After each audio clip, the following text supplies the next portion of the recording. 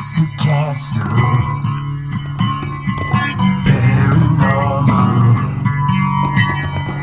radio hound,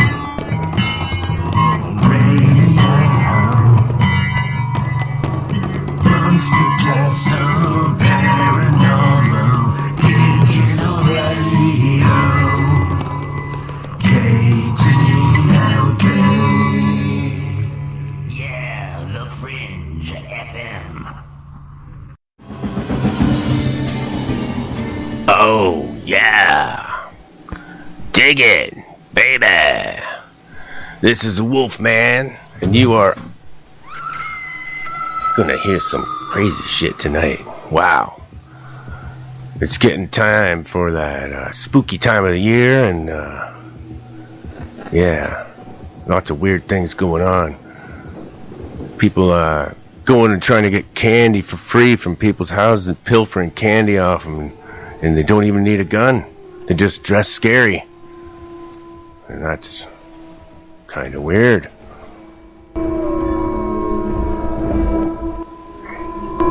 Alright, I'm gonna try to get Kim on. They're setting up over there at the they're setting up at this haunted museum. Get ready for a ghost hunt. I don't have anybody on with me right now. I think everyone in California is still working, probably. Wow. Feel sorry for you guys. I'm here with all the spooky creatures, and up in Canada with the Bigfoot and weird rabbit creatures. What are they called, honey? Oh yeah, jackalopes. Yeah. Too many jackalopes. They're good hunting though, they're good eating. Reptilians are pretty good too. Reptilians like kind of taste to me like chicken.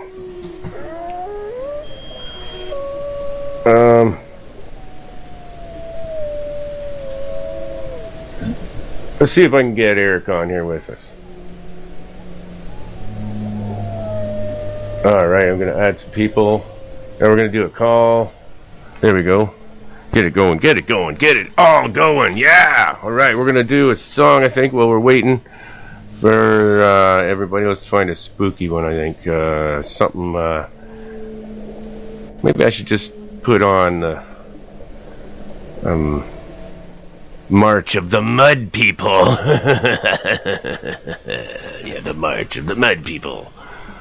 They come from the mud, they drudge themselves out of the mud. Yeah.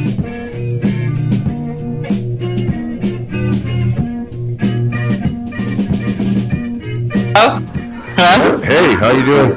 Hello? Good.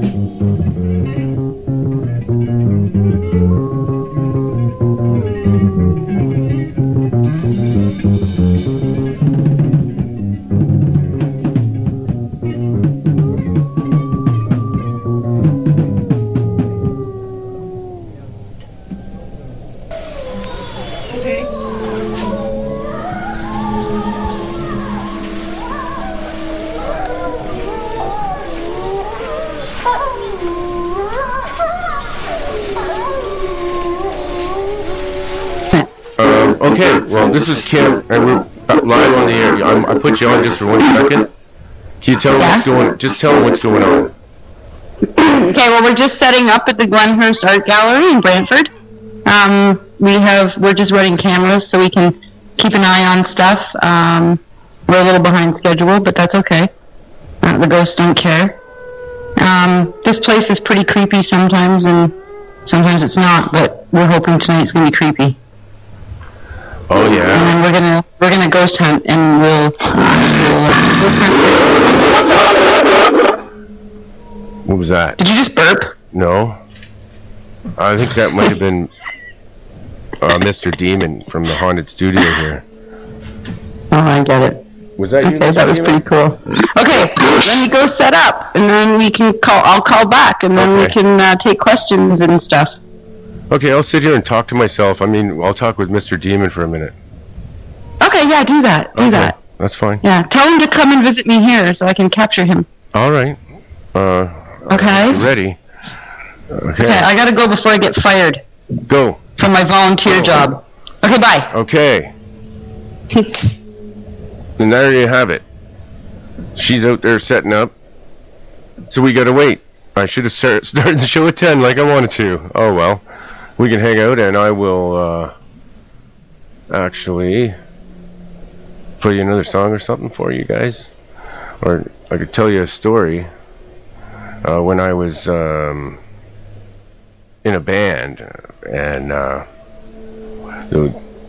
we had my brother was playing bass, I was playing drums, Glenn's playing guitar. That's the band that I just played for you guys actually. That's the oldest band. I was 16 years old on that recording that you just heard. So anyways, there was one night that Lawrence got possessed while he was playing bass and started saying really strange words that from another language in the microphone and screaming these out, and his eyes went all white. You couldn't see his pupils. His pupils went way up into his head, so his eyes were all white, and it was just acting really weird. And that's when I first started using tarot cards actually. But maybe my guitarist thought it was a tarot card, so he gets rid of them. He tries to burn them, they wouldn't burn. Couldn't get them to burn. They just kind of smolder them out. It was funny. He tried everything, pouring all kinds of gas on them and shit and everything. Oil, it wouldn't burn. And then he thought it was the Ouija board that he had. We tried at his house, so yeah, he tries to get rid of the Ouija board by burning it. Well, it burned up, but the next week it was back in his closet again. But getting back to my, oh yeah, I forgot to tell you what happened to my brother. His eyes, when he was all possessed, he all of a sudden snapped out of it and didn't remember any of that. Like what he played, or what he was saying, or any of it at all. So, what I'm going to do is play Hallows Eve for you guys, because it's the full version. I have a little piece at the start of the intro, but since it's getting close to the season, here we go. This song's about Halloween.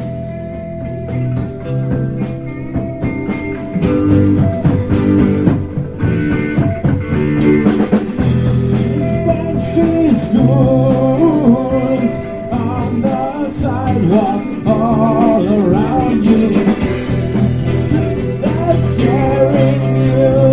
The air is still, I think that Hallows Eve is on the drop.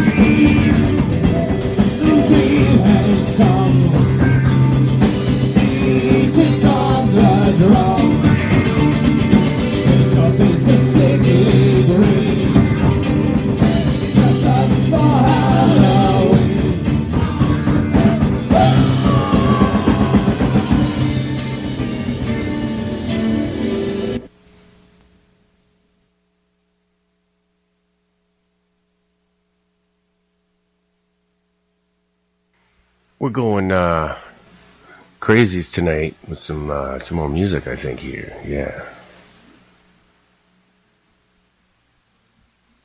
I should have played that. Yeah. Rock and roll. Oh, dig it, baby. Oh, yeah. I am the Wolfman Mike.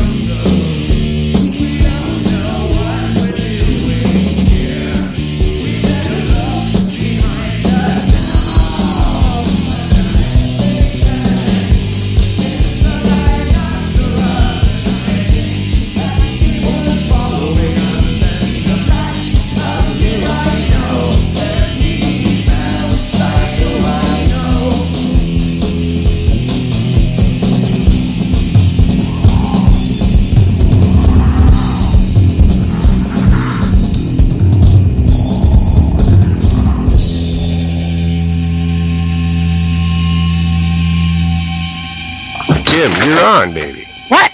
You're on the air I'm right now. here. You're live on the air right now. Yay! Hi. Kim Hatfield from. Are you part of the Snipe team, or are you just like join them occasionally?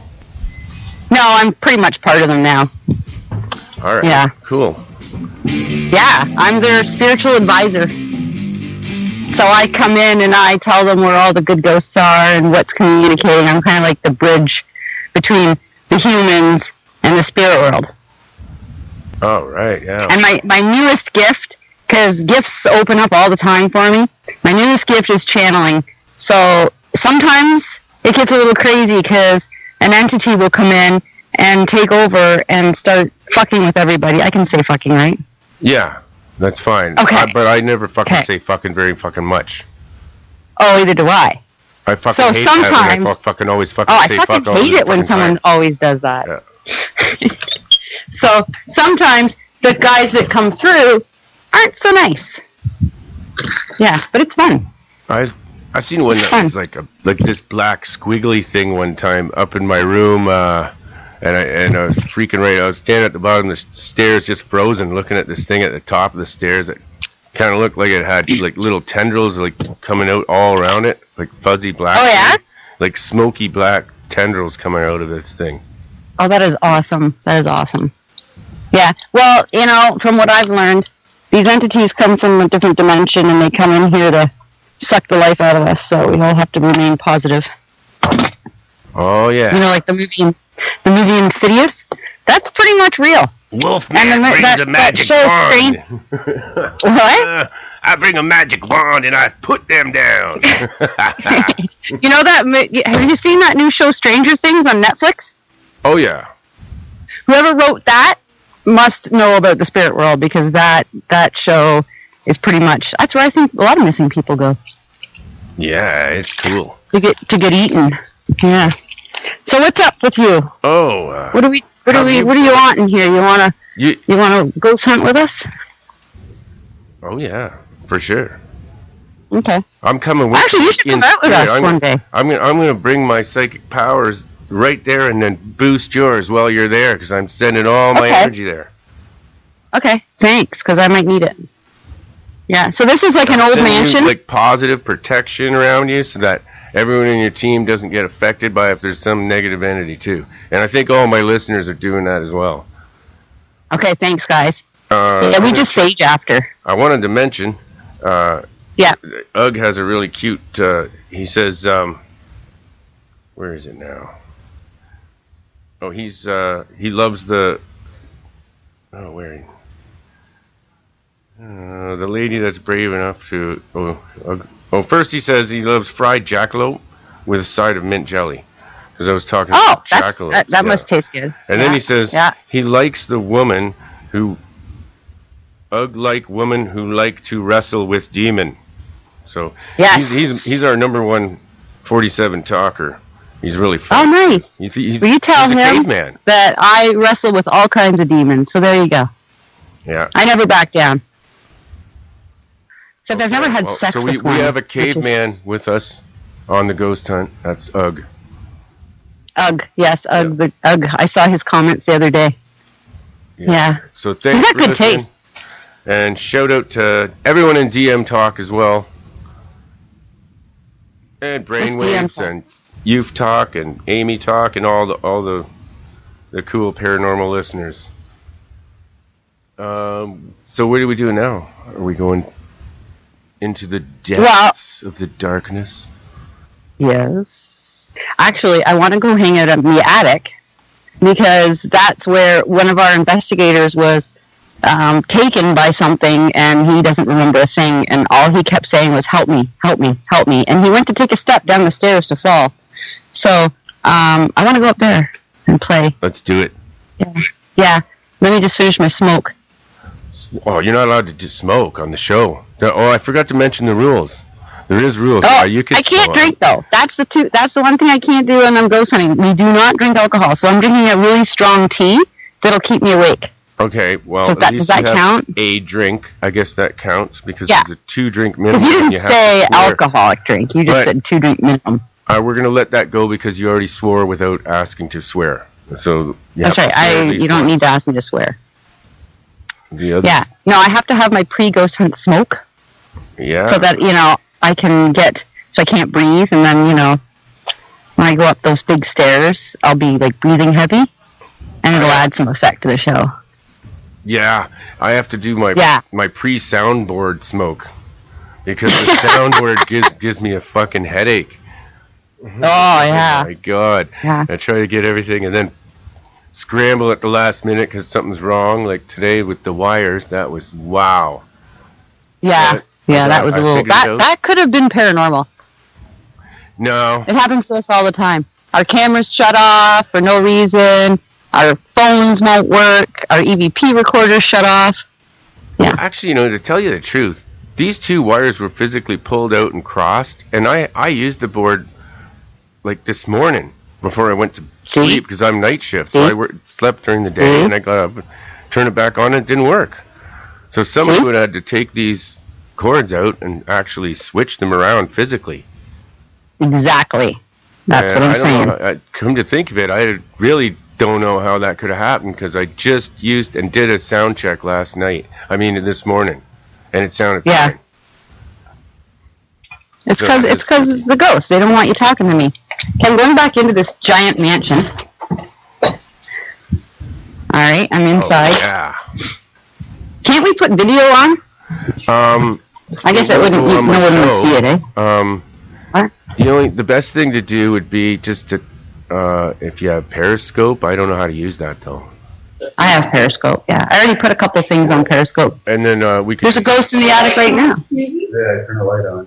If you want to put it on Periscope, then we can tell the fans how to get that on. They can watch it at the same time. It's on. I think it goes on right on my Twitter. Really? But you know what? When Artie, our cameraman, gets here, he can do that, and then you guys will give you his Twitter, and then people can go on there. Because I can't do 700 things at once. I know you think I'm amazing, but I'm not that amazing. Right, Mike? For some reason, Marcus is not here, and neither is Jeff. I don't know why. So we're waiting for your sound guy, because those are my sound guys, and they're not here either. I'm waiting for my cameraman. Oh, man. My whole technical team isn't here. So They're I probably cleaned it all scared. myself. That's all right. They might be scared. Yeah, everyone's chickening out. I don't even see anyone in our chat room right now, except for Half the time these guys chicken out because they're scared, right, Jay? Scared of what? Ghosts. Ugg is meditating. Their wives. Okay, Ugg is meditating. So nobody's even listening to us? Oh yeah, everybody's listening to us for sure. Yeah, they're chatting about Here, it. Todd, say hi. Here, talk to Todd. All right. Wolfman. Wolfman, how you doing? Hey, how you doing, buddy? I'm good. What do you guys? So, what's that? Where are you going to explore? Are you exploring the same room as Kim? You're on live. We actually have cameras set up in different locations. We've actually got two. There's actually a coach house. It's about a quarter mile up the lane. We're gonna be doing that one as well. Also, the house is humongous. Like, it's a big mansion, and we're gonna hit all the hot spots. And we've been listening to the staff members and sharing experience with us, and so that kind of gives us direction on where to set up our cameras and do our EVP sessions and try and catch some really good evidence. So that's awesome. Yeah, that's what we'll be doing all night. So we're just getting set up now. And well, you know, we got, my fans are like, I got a caveman that's one of our fans, and he's saying to me on the Twitter, he's saying he's meditating and asking the spirits to reveal themselves to those ghost hunters there. Well, that's awesome. Yeah. Caveman, thank you. We need that. Yeah. We live for this stuff, so yeah, you should actually join us on one night and come out and see how it is. So. For sure, man. I would join you on a ghost hunt. I usually am the one people call to get rid of them, but oh, really? Yeah. That's cool. I don't really usually normally go hunting for them, so I've had a few of them scare the crap, but I wouldn't be too scared if you guys were all there too. No. Well, I'm the one you usually call to film people getting rid of them, so we can work as a team. Wow. Yeah, it's not easy, but I just use the salt method myself. My salt works. Excuse me. Salt works very good for me. Yeah, that's true. And I just say little chants, and I circle around the area, and I make it tighter and tighter. Well, you know, it's all positive mind, right? You know, you just got to be positive in your beliefs and your mind, and you got to make sure that you let these spirits know that, you know, this is your realm now, not theirs, and they can't really hurt you if you're strong-minded and pure of heart, and just have faith in your whatever your beliefs are. And like me, I'm Native American, so I have a unique name, and I repeat that over in my mind, and it helps strengthen me inside, and that's why I do this stuff. I want answers, right? I want to find out why, and you know, who these people were, and it's fascinating to me. So I bet your background, your native background, actually helps you in a lot of ways with this field you're in. Sure. I mean, we sage. I don't know if you guys know what smudging is. And we all do in this show. Oh, good. Everybody on this show knows what sage is all about. White buffalo sage and smudging. I'm sure that all my listeners know all about that.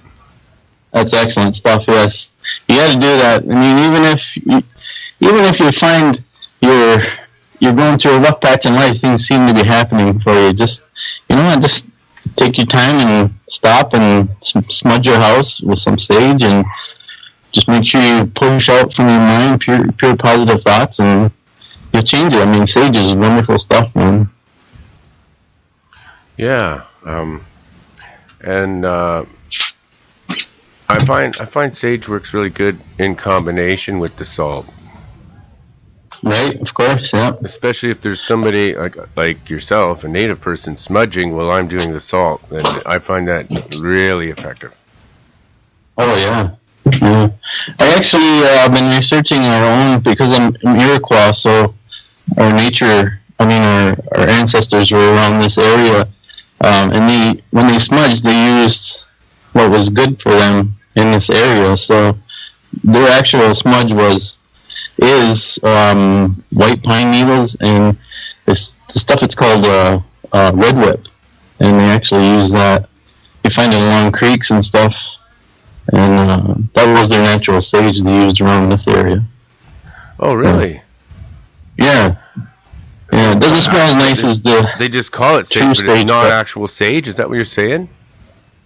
No, it's actually well, back in the day, right? They didn't have sage around here, right, in these local parts, so they used what was sacred to them, and the pine tree has always been sacred to the Iroquois, and that's what they used, the white pine needles. The needles. Along with the wood. Yeah, I was going to ask you what part of the tree. Yeah, make a little bundle just the same way, and you get it smoldering, and then you use that. And like the Plains Indians had the sweetgrass, right? Yeah. So they use that. I mean, I love sweetgrass too. I mean, that stuff's, I just love the smell of that. It just makes me feel really good inside. But sweetgrass every day, man. Yeah. Yeah. Yeah. I dig it. I dig that shit, man. Whoa. Yeah. We smoke a lot of it around here. You're on Wolf Radio, man. You're on the Monster Castle Radio. we like monsters. Anyway, yeah. What do you guys got to do to set up?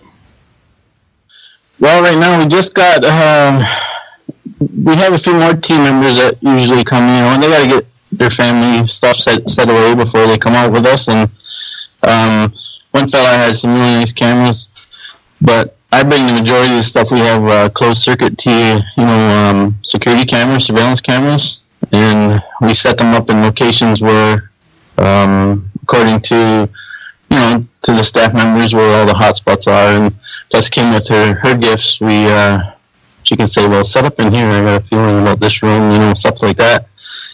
We just finished that. We're actually recording right now. We're about to go lights out, which is my favorite part. Has anybody seen anything yet? Well, we've been in this place a few times. Glenhurst Art Gallery, they're really good to us, really great people, and they've had us in here a few times. Kim and I were just in here, when was that, 2 weeks ago? Yeah, 2 or 3 weeks ago. Yeah, we caught a really, really cool, I caught a ghost picture of floating through the coach house, which is over 100-year-old building, right? And we were up in the attic and that, and I'd send you that picture, but we're doing a reveal in October, or the end of October, right, in Halloween, so everything we catch we can't really show until after we do the reveal. Oh yeah. But I could send you that after too. So, but this is a great picture of a face and a mist forming. You can see you zoom in on it, you can see the face. And wow. That was amazing. One of my favorite pictures I ever caught, really. So I've been doing this for about 15 years, so I've seen a lot of things and heard a lot of things, and it's really cool to catch something and just, it's what your heart wants to do, right? And it's amazing. I love the feeling being in a dark room somewhere. You know it's haunted, and there's a lot of tensions rising. You just, especially alone, if you're in there alone, man, it's the best feeling ever, man. Yeah. Crazy. I've seen a lot of things too, but I didn't get too many pictures of stuff. I think I have a couple things. I got one with like an orb, like it just looks like a bubble. And I took a picture of a guitarist, actually. He's native too.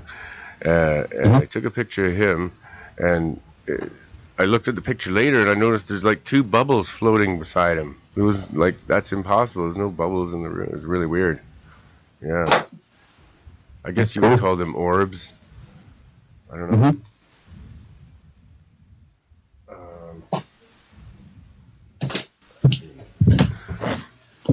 So, what are we doing next here?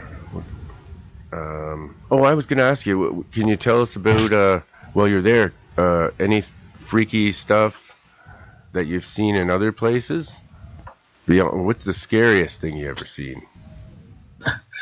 That's That's really hard for me because I really don't get scared. I get invigorated, like thrilled, I guess is more like it. But there's times where, you know how you fear, if you let it go, it just takes a hold of you. And so you have to have that in your mind where you get scared for a couple seconds, then you go, okay, now hold on a minute. If you hear a noise or something, and you say, okay, well, let's go find out what that noise is. Okay, I'm gonna go live. Okay, guys, can you mute your mics? And I'm gonna actually put the let's start the show. Actually, you don't have to. I'll just put a nice song on here, quiet, and we can start it like this. Welcome to the Monster Castle Paranormal Show. Tonight we're just taking it easy on a Friday night, and I've got my friends with me. I've got Jeff D from #DM Talk, one of the old DM talkers and an experiencer like myself.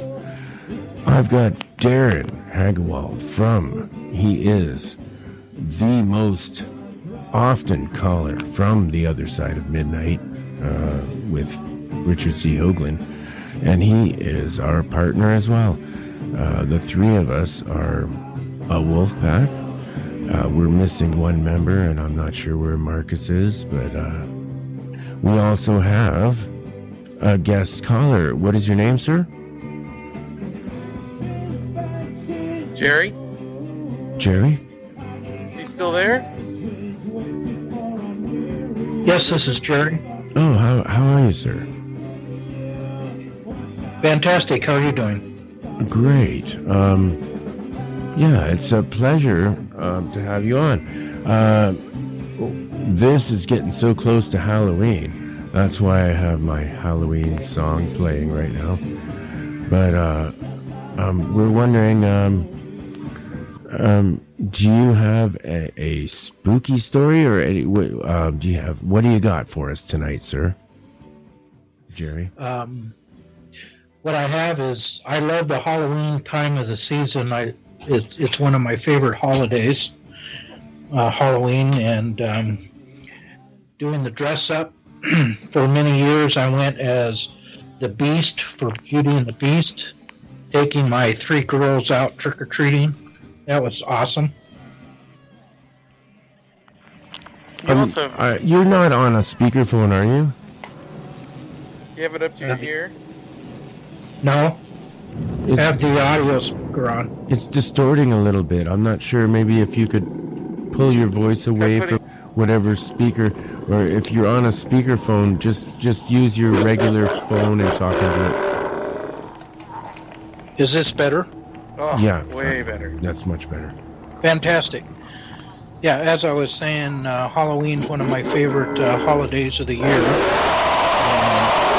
For several years, I went as the Beast and Beauty and the Beast costume with my 3 girls trick-or-treating to trunk and treat events with them. And I went trunk too. and treat.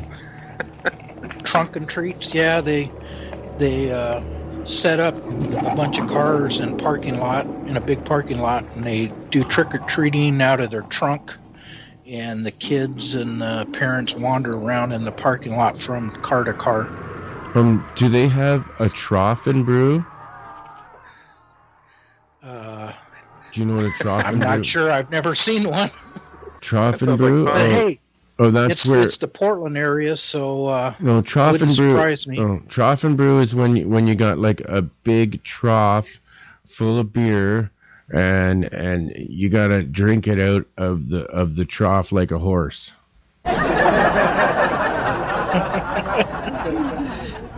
Have not seen that. No. That won't pass code, I don't think. Oh man, I guess they only do that like up here in Canada, like in the trees and shit, right? I guess so. Oh, you guys never had a Jeff? Have you ever had a trough and brew party? It's the first time I've heard of that. Oh man, a lot of fun, man. Yeah. It's all fun until the one guy sticks his underwear in there and nobody wants to drink in it anymore. Oh, who would do that? That's terrible. Yeah, I know. Into the beer, I know. That's nasty. God. It didn't stop you, though, Wolfman, did it? Well, I know that if you pour more tequila in there, it'll disinfect. So, That's always been my theory, too. okay. Anyway, enough of this silliness. I would like to go back to our guest caller here and continue with your story, please, sir. What? Jerry? Well, I really don't have too many ghost stories at all, so nothing that I can share on the ghost story side of things. What about? He's got one, but he's never told me about it. I was told you have a UFO sighting, though. I have a UFO sighting? Do you not? No. No, I do not. Okay. But you are in touch with the Greys. You just have not been regressed to everyone, actually, on the planet, I believe, has had contact with these things. And we just don't remember it. Do I believe there are ghosts? Yes. Do I believe that there are strange events? Yes. Well, you must. Jerry, You must know Jerry, something. Maybe your grandmother told you a story. Come on, Jerry. You gotta have something crazy for me here. Where are you from? Oh. Salem, Kaiser, Oregon. Is that not where the witch trials were? No, Oh, that's a different Salem. Salem, Oregon. That's south of Portland, Oregon. Oh, where's Marcus when you need him? Because he knows all about the Salem. I think we were named after the same Salem. Jerry, can you... I wouldn't be too surprised about that. Jeff, But- do you have any questions? I don't have any, I don't know of any haunted houses or mansions here in Salem. Unlike on the East Coast, you know, there's famous houses or mansions that have a history of themselves. I don't know any of them in Salem, though. So, Salem, Oregon. in your Salem, Oregon, is there witches? I haven't found any. Well, I mean, like, is there a history of witches being there? Or is it... Where's the other one? Salem, Massachusetts? I can't remember where the other Salem is. Does anybody know? I know Marcus knows. He was there. He's got a whole book on this. Yeah. No, I haven't heard of any warlock, witches, that type of thing in Salem, Oregon. I think it is Salem, Massachusetts.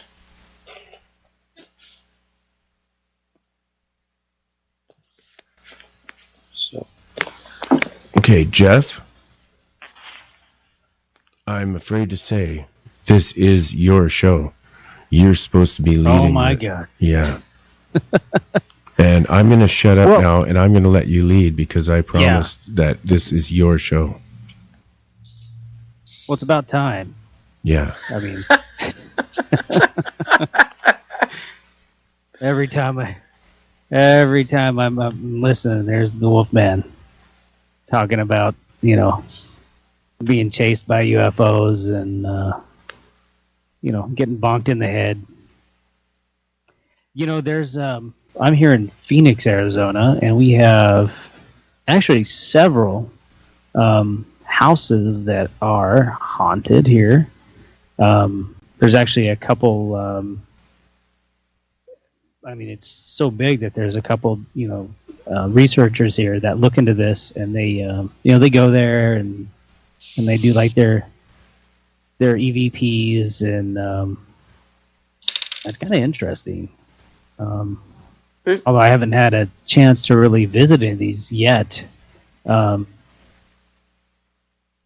did get a visit like a haunted cemetery that was like back from like the 1800s, back when I was in North Carolina, and it was on an old air station, and they had these like half chiseled tombstones, and it's like you'd go out there and be quiet and silent, but you would see like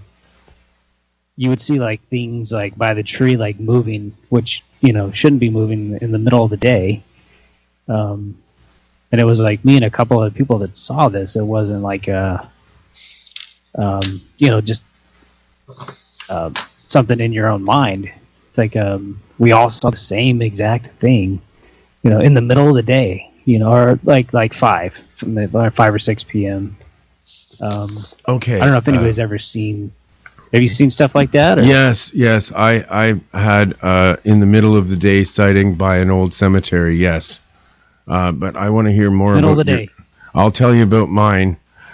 But first, can you continue with yours? What did you see moving that was not supposed to be moving? Well, it was kind of like it was like something like came like out of the tree in a way, like the main trunk of it, about eye level, maybe a little bit lower, and you could actually see, it looked like an arm would like come out, and there's no one out there. I mean, it's middle of nowhere. You would hear if someone was walking because there's leaves around and there's really not a whole lot out there, and it's kind of distant. I mean, the grass is growing up around everything, and it's growing over like the tombstones, and I had some of the older tombstones that were like erect, and up, and rather than the ones that are flush with the ground. Some of them were actually broken. I mean, it looked like something that was out of a movie, but it was surreal because there it was in front of us, and we were like, we had no idea. There's like no markings. There's just like a piece of cable or wire cable that kind of surrounded this area off by like 4 or 5 trees, and that was it. And it was kind of spooky. I mean, okay, I've got a question. Is this is it still there today, or have they paved it over and turned it into a parking lot, or what? I'm pretty sure it's still there. And this was. Is it hard to get rid of a cemetery? no, I think they have like pardon me? 50 years. Like after 50 years, they can relocate the bodies, but Who gets or to do something that? like that. well, the movie Poltergeist was actually based on a true story. The whole neighborhood was built on a huge cemetery that was like, it depends on whose cemetery it is. Now, if we're talking Native Indians, there's no problem just building a fucking neighborhood right on there. Excuse my French. Or an oil line just right across the middle. Yeah, of their just totally disrespect those poor people, and let's use a bulldozer and crush all the bones up and everything, and develop on this. Wow, you know what I mean? Total disrespect for the country that you are coming into. Like, it's no wonder that certain ethnic groups get upset with acts like this. And like, just like Darren, all of the like paved paradise, put up a parking lot. I say paved ancient sites and put up a golf course. Like, It's amazing how many times they've like tore down a building and then found something amazing underneath. no, what I'm talking about is actually covering it up on purpose. Like these ancient sites across North America, which are actually really old ancient sites across North America, being like covered the Miami up. Circle. Like being covered up on purpose. And I don't why are they doing that? Why are they covering up Well, the North American ancient sites. Why? they didn't care back in the day. Turn of the century. It was all about progress, and that's why I was saying it's cool when they actually tear down a building. It seems like they always find something. But can you imagine if England was like that and they just plowed over Stonehenge and then built a parking lot there? Because this is what they're doing here in North America. I'm sure they did it in London back in the day. I bet there's a bunch of stuff. That's an old city. Jerry, have you ever found anything when you're working with building officials and with making new buildings where they found something like that? No, I haven't. No old cemeteries or anything? No. Huh. Most of it's been farmland, so. You know, I always feel really weird when I go into a cemetery. I don't know about you guys. And not bad. Good, in a peaceful way, but kind of melancholy, too. It's just weird. I think we got to get back to Jeff's story here. Can you continue with that cemetery story, please, Jeff? Well, I think what I was talking about was the, we'd see the trees there. I mean, because it was in North Carolina, and there's woods, everywhere, and like we were just out there exploring the forest, and here we stumbled upon this what we're like, oh my God, that's a cemetery. There was probably like maybe eight headstones there, maybe seven or eight. Like a family plot.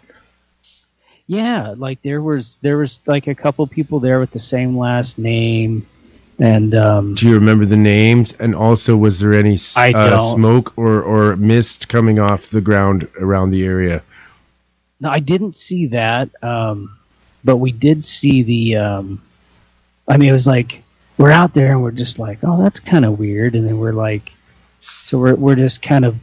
We're not like walking on the graves because that's just seemed kind of strange. We didn't want to do that. But we were walking around. Was there any vandalized graves there at the site that you noticed vandalized stuff? Vandalized? Yeah. No, not at all. I mean, is that what you said? Yeah, I was wondering if you noticed any vandalized graves at the site.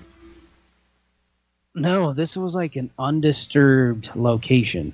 Like no one had been there. A hidden cemetery. Yeah, it was totally hidden. Like no one, you could tell like the grass was still like no one had stepped on any of the grass. It was still growing. There was no trails of anybody walking. This was. We drove down a paved road to a dirt road to another dirt road, and we just kept on driving down these roads, and we're like, hey, let's just stop and see what's going on. Wow. We got tired of driving. Double blind ghost test. Double blind ghost box test. Oh yeah. And it was like middle of the day, and we were just like, just curious because we were bored. We were just trying to explore the woods, see what's going on out there. We weren't looking for a cemetery, that's for sure. And I wonder how many of those there are. Hidden secret cemeteries, family. Yeah, and I tried to ask somebody about it, and they were like, "Oh, we have no idea about this. We don't know what you're talking about." I'm like, there's a cemetery, over here that's just, middle of the woods.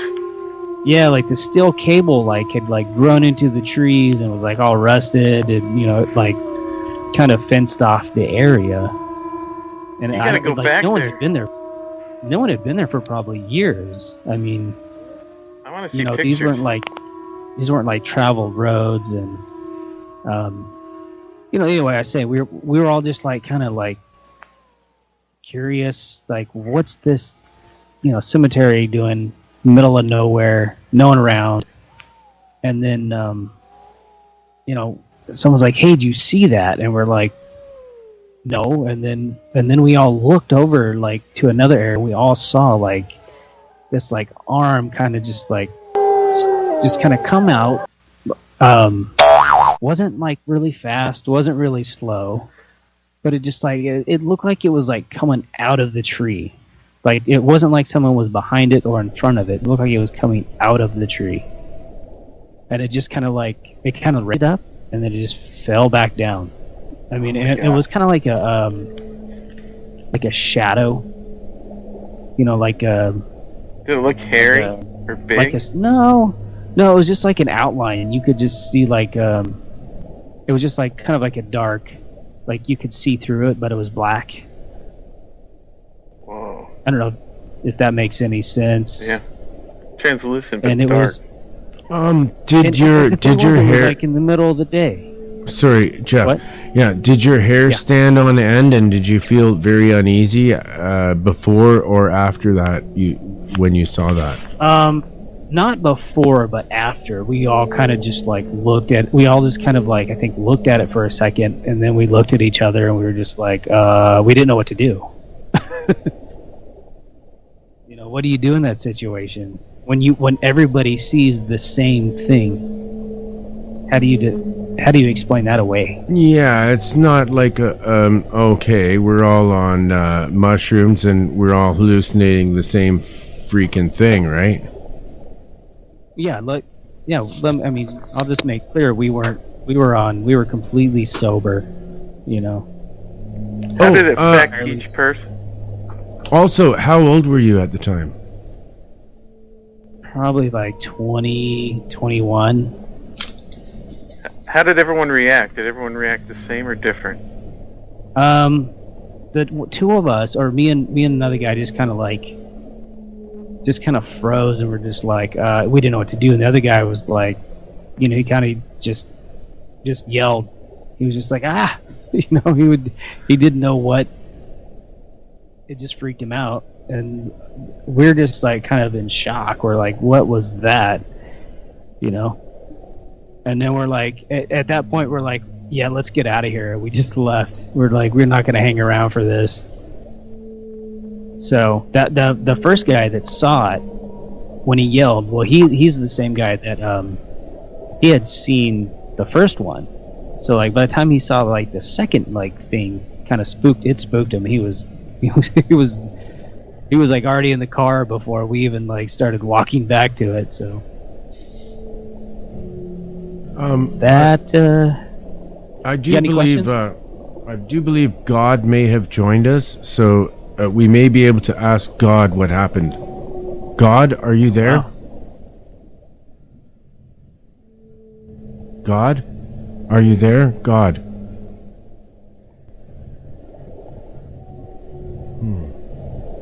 I don't hear God. I think God is there. Where's God? I think he'll probably come on in a second with us. I heard some noise. Okay, anyway, if God, if you're there, please make a sign.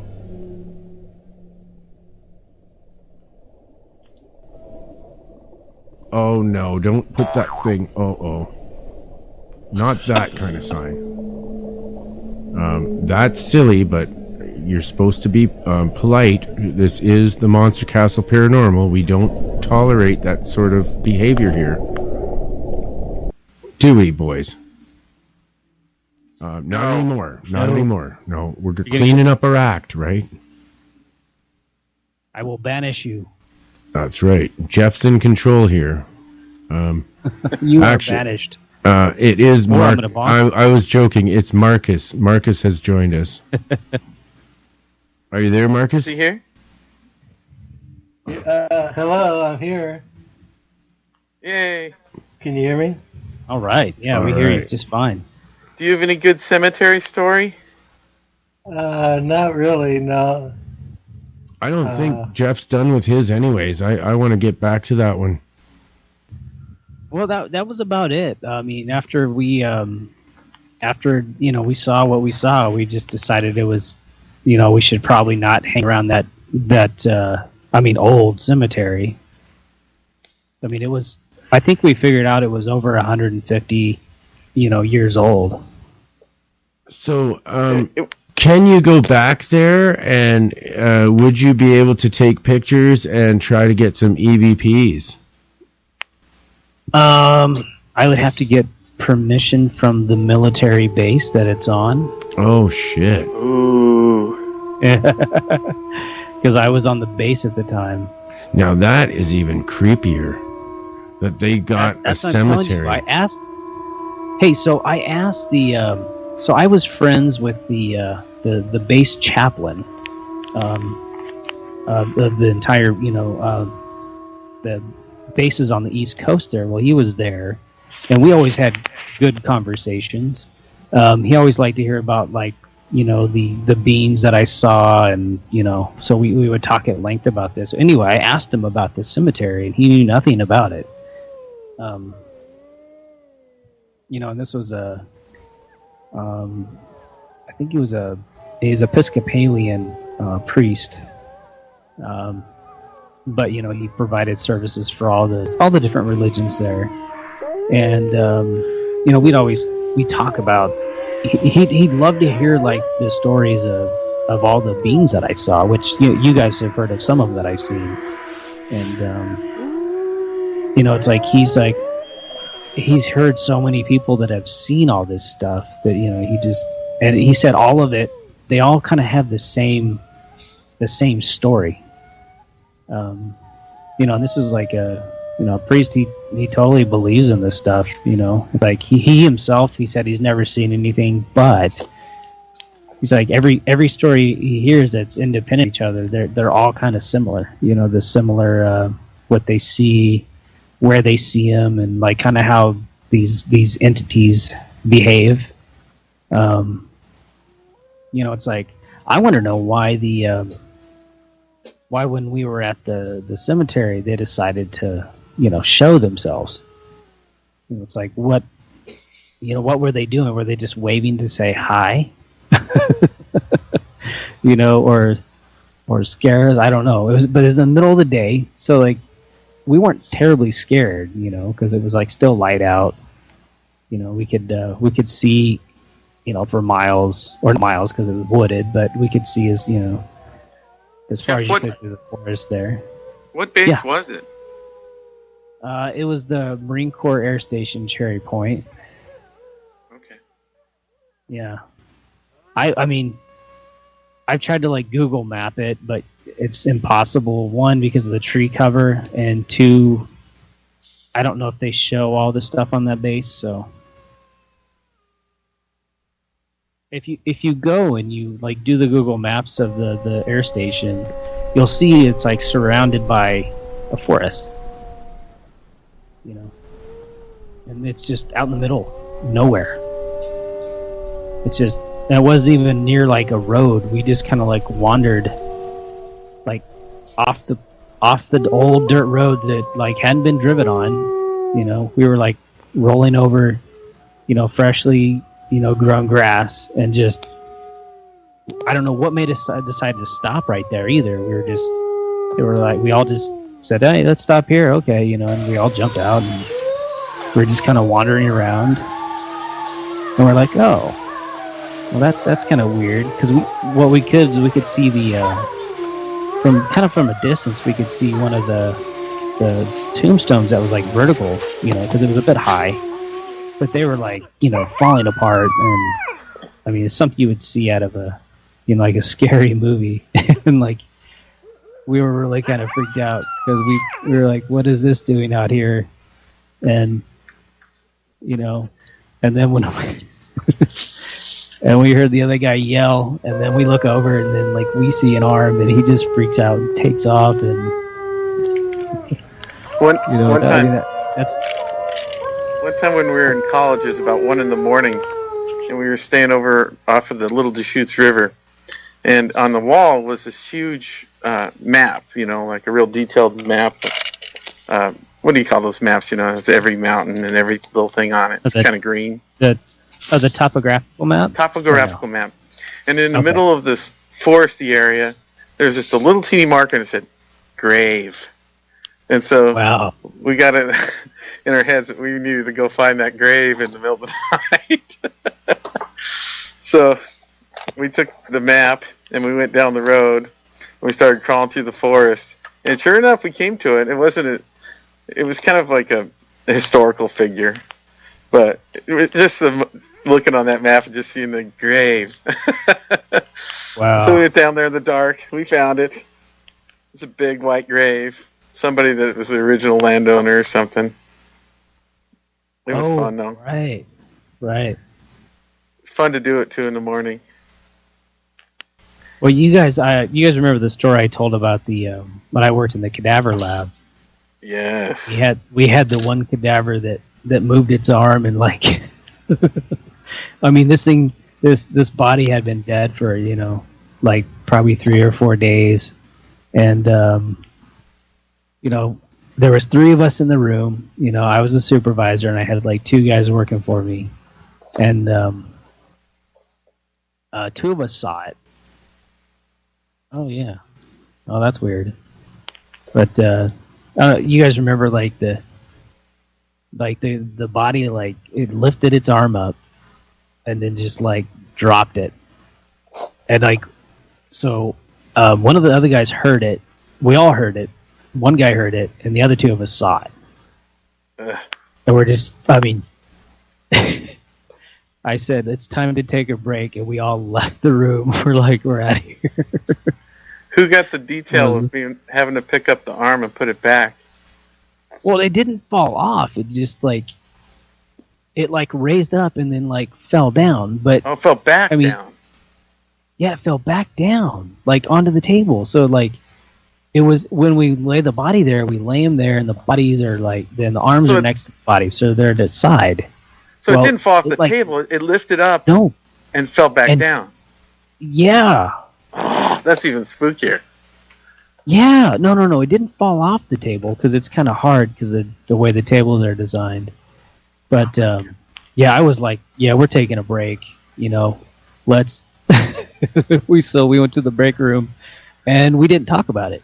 They didn't want to talk about it. I said, all right, I bet that's way creepier than being in the cemetery, being in a cadaver lab. Yeah, it is because the bodies are there, and There used to be people. How many bodies were in there? Well, at a time, I had like 4 tables, but I could store like 30 in the refrigerator.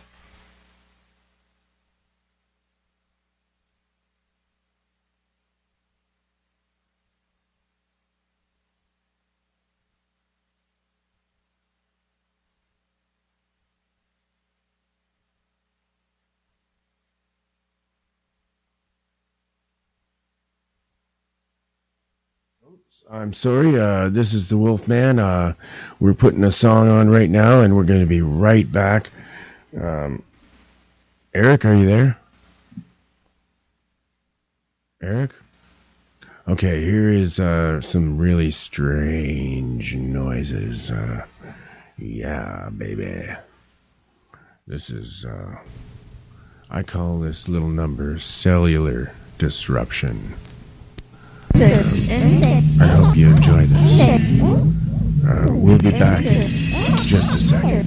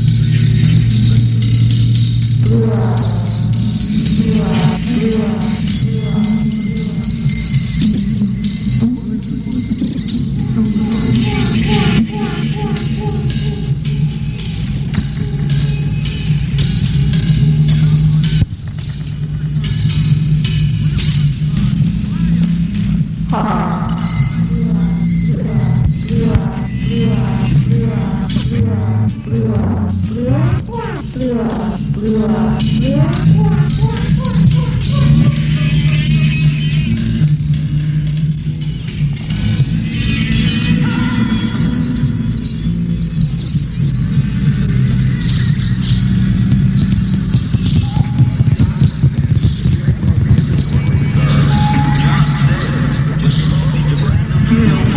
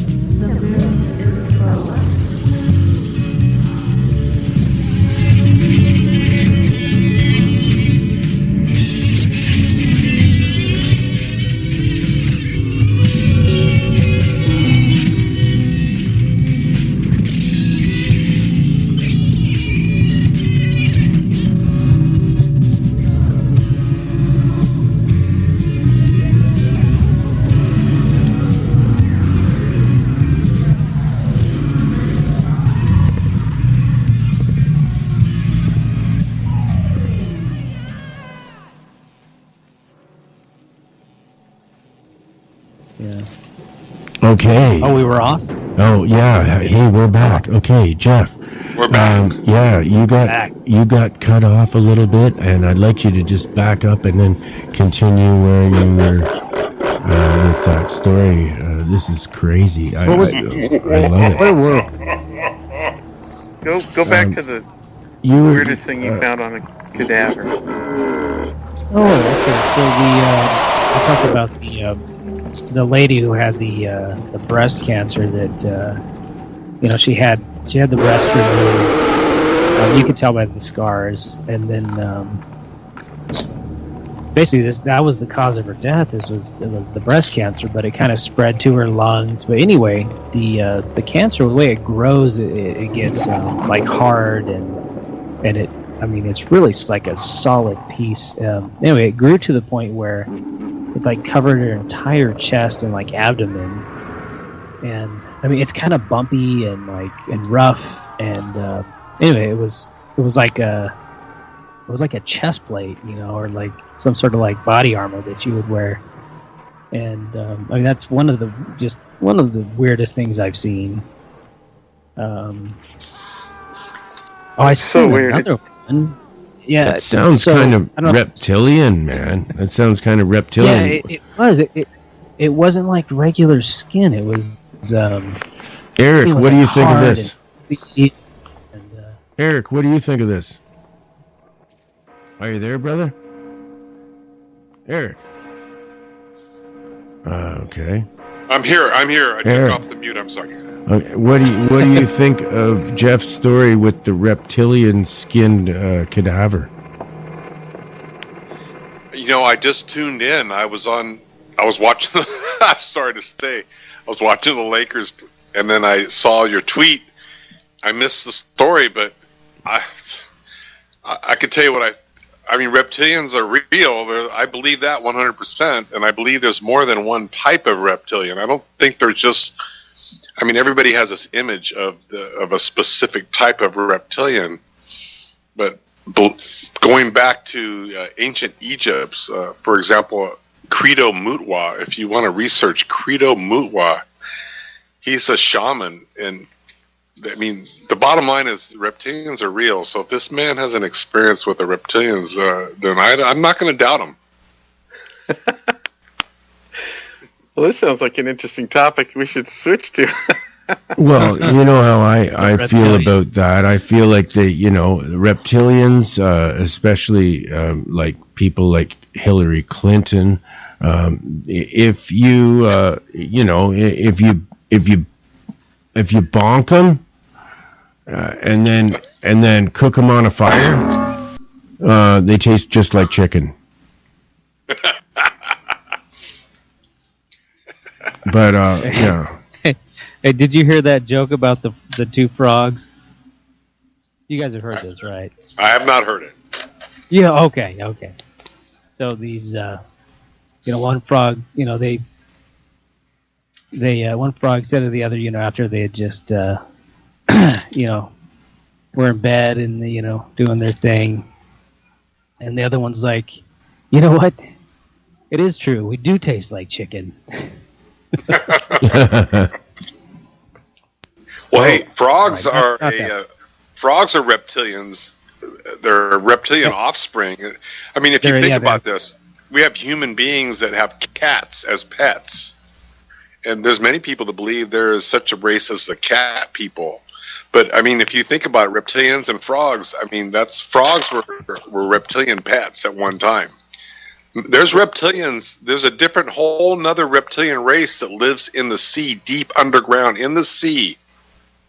And this goes back to ancient Egypt documents that are not known to us here in America or in many countries through via Credo Mutwa. And if you believe in what David Icke is saying, I'm not saying I do personally believe in everything he says, but he's interviewed Credo Mutwa, and this guy you got to listen to his story. I just think that the frog people, they're real. Yeah, I've heard of this too, and they've been sighted here and there.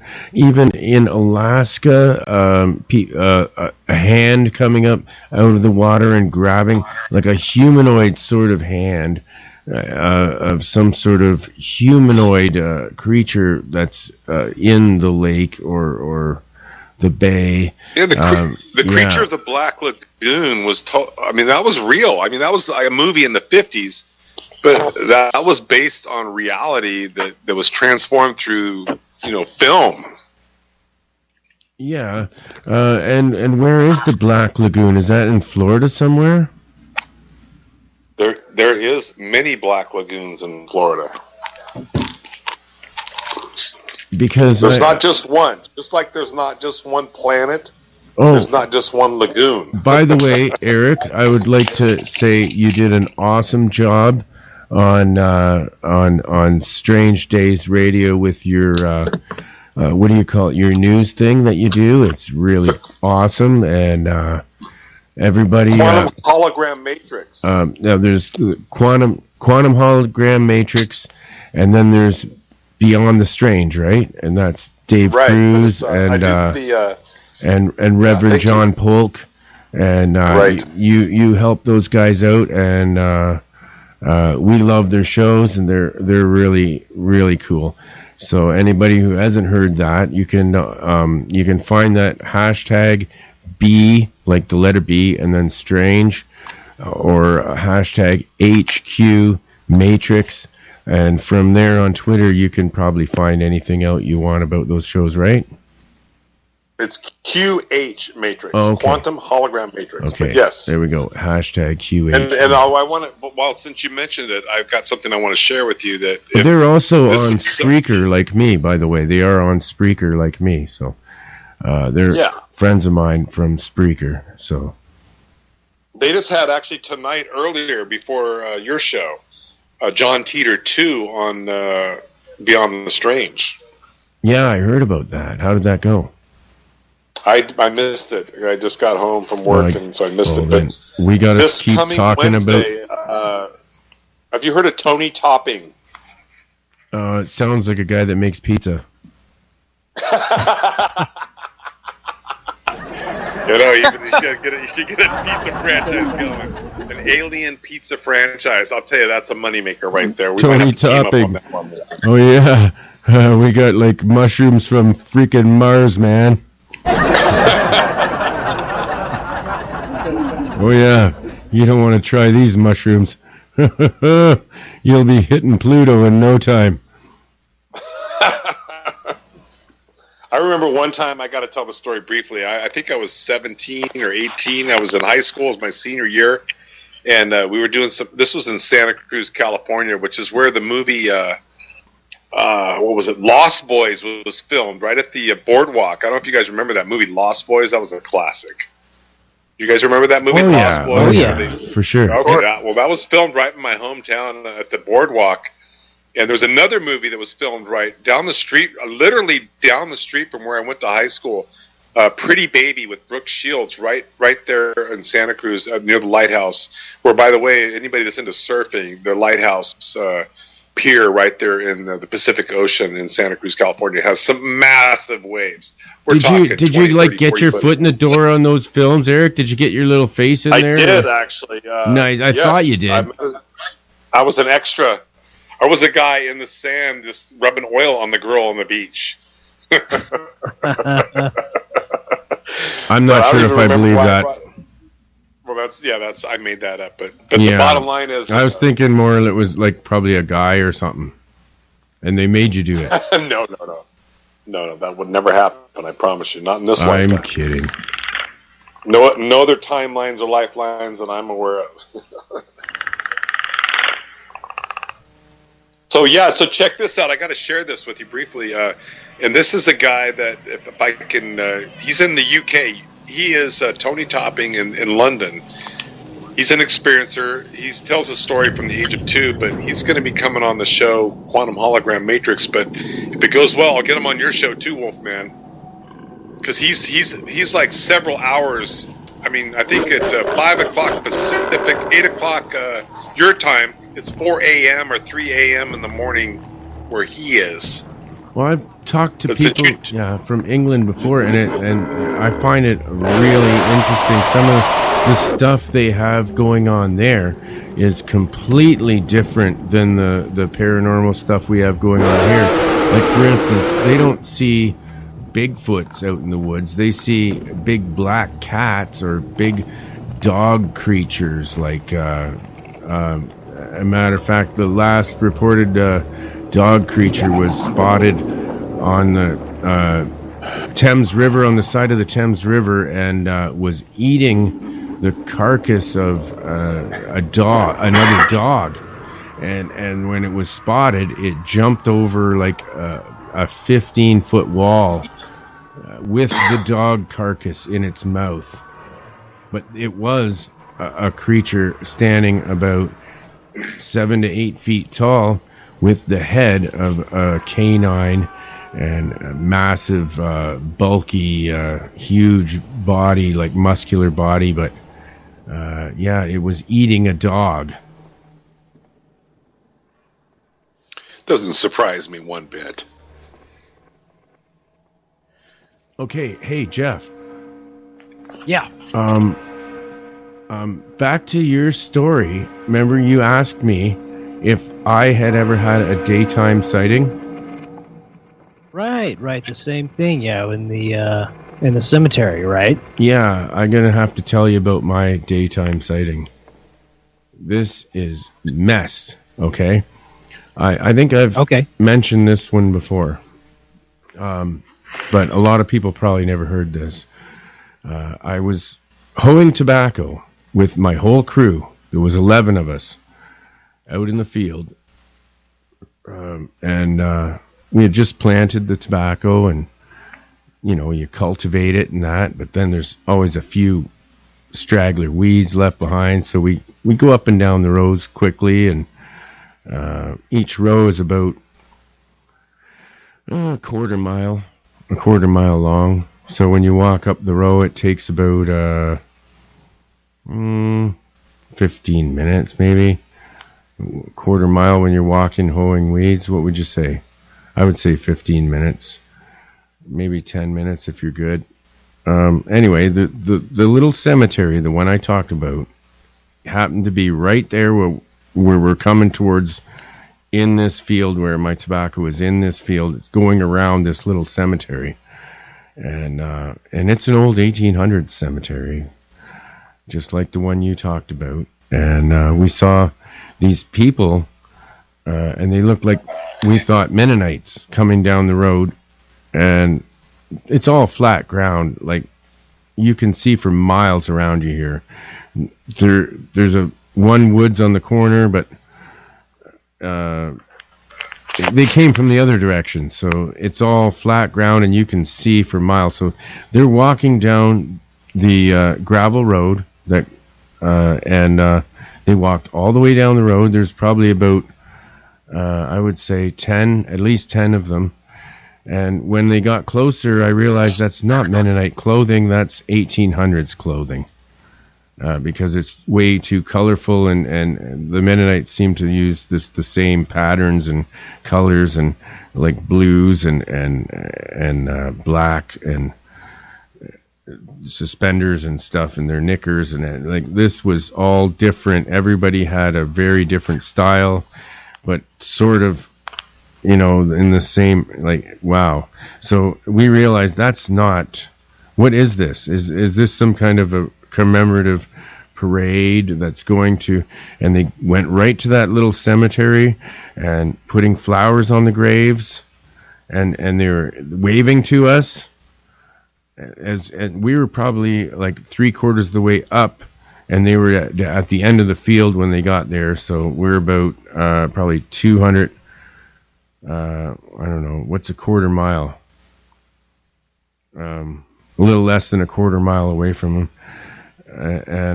Anyways, normally out in this area is so flat ground, you can hear anyone talking, even like at the next farm away, even a mile away, you can hear someone talking easily. Even the next farmer over in his field, when he's yelling at his crew or at his dog, or you can hear that too, a few miles away. So these people were talking to each other. You could see their mouths moving. We didn't hear a thing, and that's when we all kind of leaned on our hose and looked at them and like, what the hell is this?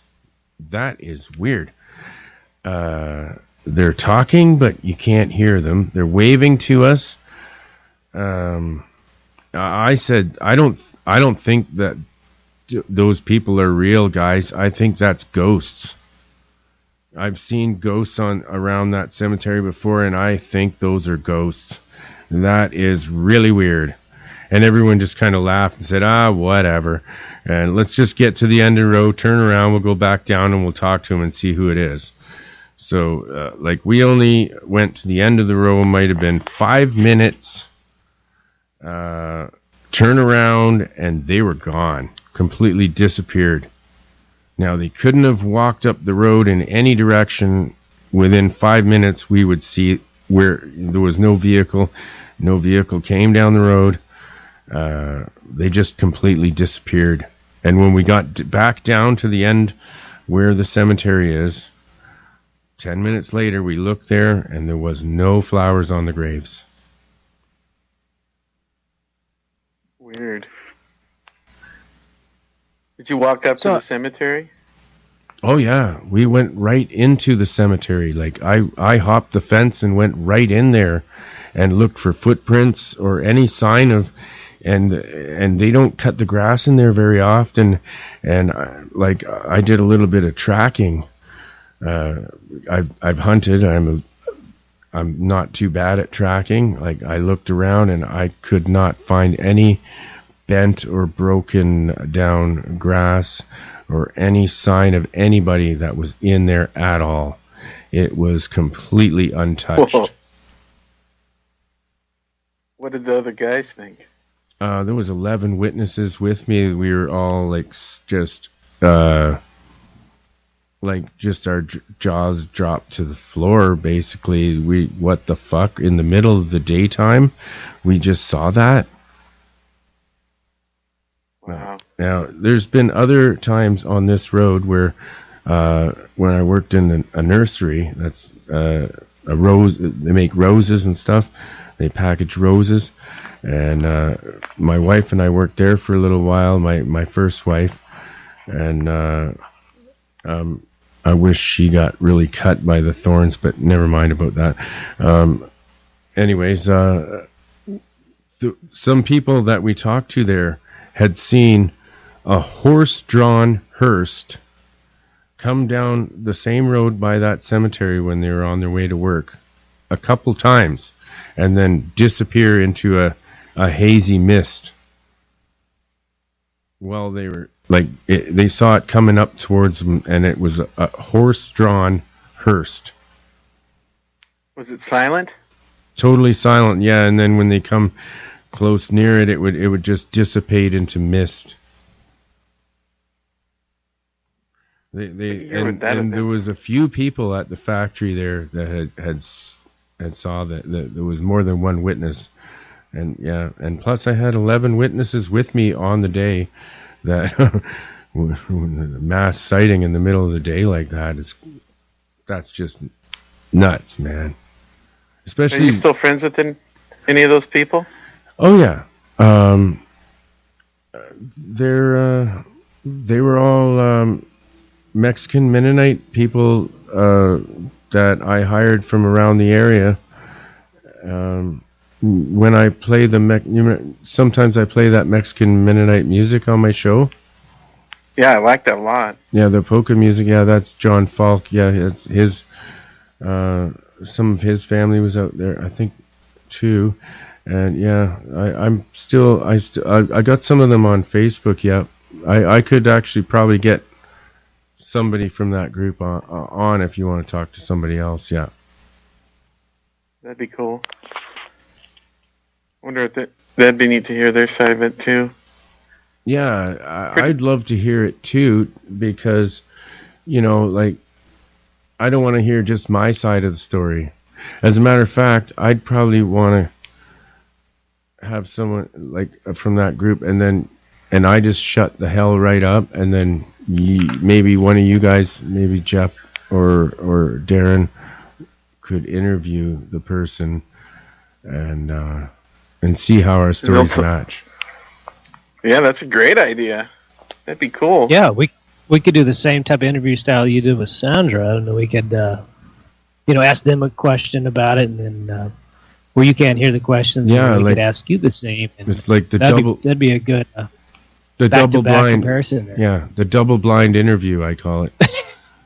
Double blind monster box, or what is that? Well, the double blind ghost box test is really cool. Now I want to get one of these, and yeah, and what they're doing now is they're using the ghost box and then having one person, so that's all they hear, and they cannot hear the other people in the room, so all they can hear is this ghost box blasting in their earphones, right? And any words they hear, they just say it out loud. So the other people in the room are asking questions. Oh, I get it. At the same time. We gotta get a ghost box. So then, and this was supposed to debunk the ghost box phenomenon entirely. And instead of debunking it, this team of skeptics has turned into total believers because of the uncanny number of answers that were right on subject and totally pertaining. Well, this person doesn't even have a clue what's being asked. It's like a vocal Ouija board. It's even more messy. Yeah. But so people are starting to do this all the time? I know if you Google double blind ghost box, there is one team that has already done significant research into it, and they were trying to debunk the ghost box and throw it down the drain and say, we've had it with this stupid thing, let's debunk this once and for all. And it turned into a whole different project. And I can't remember the guys' names, but yeah, they're all over YouTube. You can hear it for free. They've got tons of EVPs on there. I actually asked their permission if I can use some of that. I haven't got a response yet. I'd like to play some of those on the air on Halloween. And there's another group. Anyone else has EVPs? Please send them to me, or your ghost stories for Halloween. That would be so fun. How much is a ghost box? I have no idea, and I don't know where to get one. Jeff, do you know? I have no idea. I think it's 2 for Tuesdays, but I don't know about any other day. I don't know. Eric? What, you can buy 2 ghost boxes? On Tuesdays. Really? I don't know. I have no idea. Let's get I've one never heard of first. Ghostbox. What the hell is Ghostbox? It's, Oh it's, man, it it's plays static. Okay, go ahead. It goes through the radio station dial. So it's just a random thing where it just changes, the stations. And then every once in a while you'll hear a word, then it'll pop up. And sometimes it'll form sentences, even though it's going through the stations. Isn't that correct, Wolfman? Kind of. It does work on the principle of scanning radio stations and looking for peaks. I believe that's how it works. So it will. I'm not sure how it works exactly, but apparently, all I can say is the damn freaking thing seems to work very well. And the skeptics are having a hard time debunking this one because it's so damn accurate. With details of people living in places in the past and stuff that were in the room, that died in the room, like all kinds of, oh my God. It's just really hard to actually dismiss this one.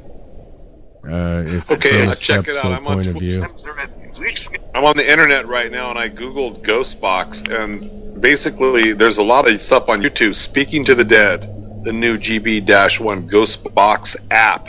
Okay, do double blind Ghostbox. Double And then blind. also there's the EcoBox Ghostbox app test, and this guy says it's real. It actually works. Well, it might work. Just go I on haven't tried that. YouTube. Go on YouTube and type in Ghostbox app, and you'll find out what the Wolfman's talking about right now for the listeners. So you get an app for your phone that does it too?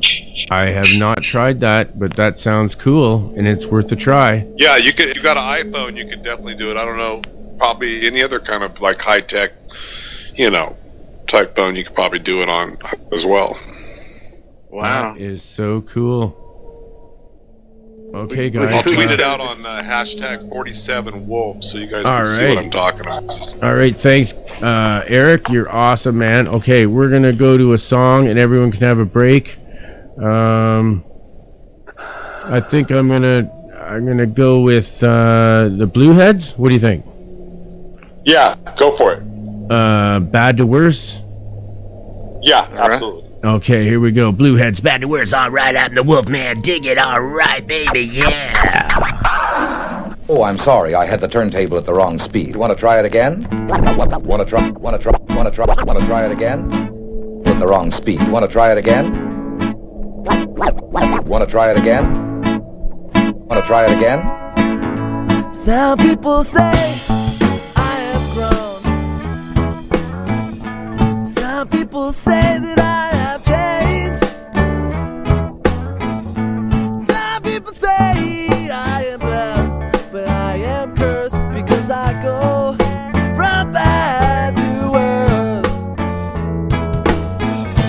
Some people say I am okay. Some people call me a freak. Some people say I should go to church, but I just go from bad to worse. Oh, I'm sorry. I had the turntable at the wrong speed. Want to try it again? The turntable at the wrong speed. Want to try it again? Sometimes I feel like I am a secondary citizen. Oh yeah. Sometimes I feel like I am a secondary citizen.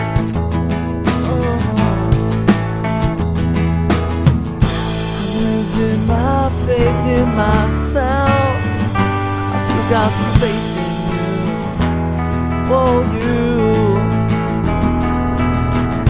I'm losing my faith in myself. I still got some faith in you. Yeah, you.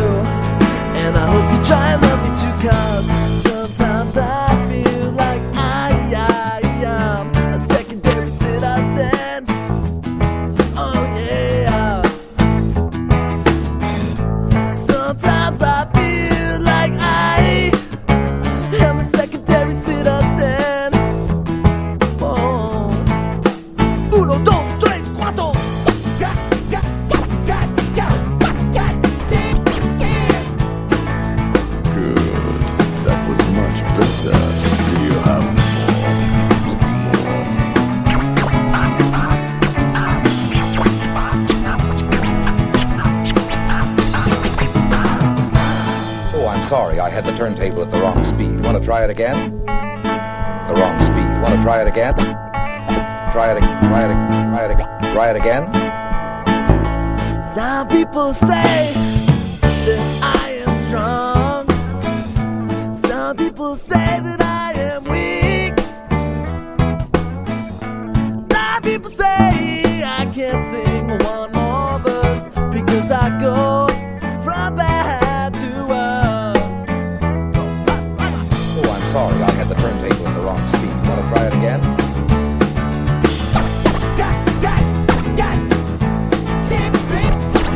Oh, I'm sorry, I had the turntable at the wrong speed. Want to try it again?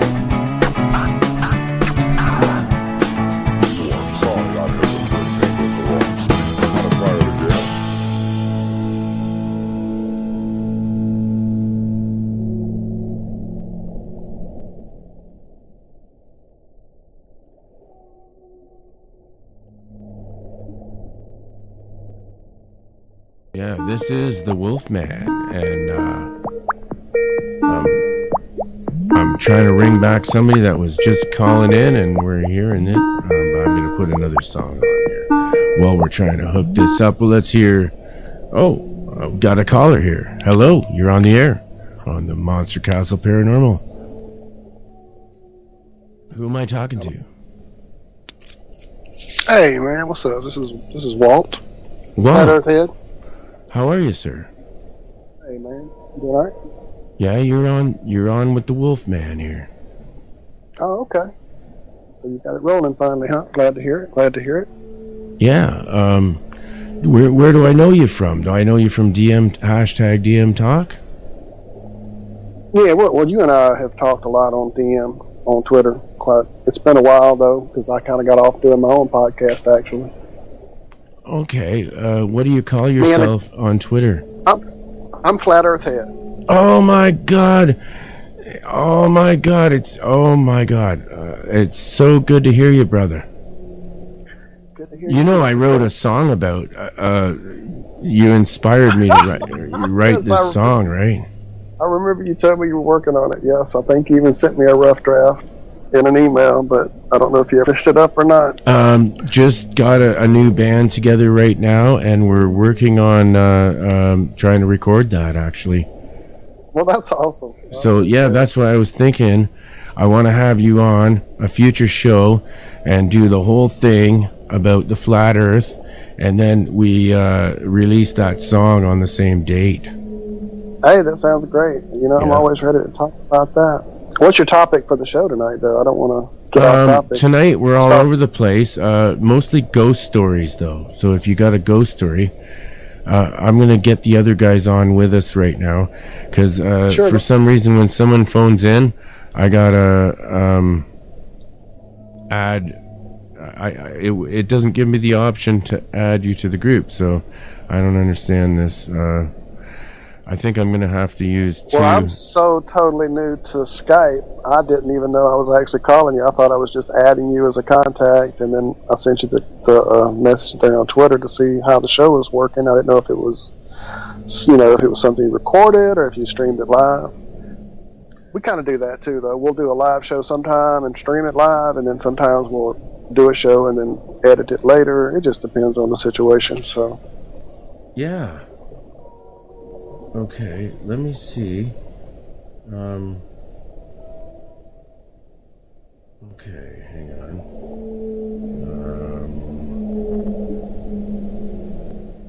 Go on for a second. Can you tell everybody a little about yourself?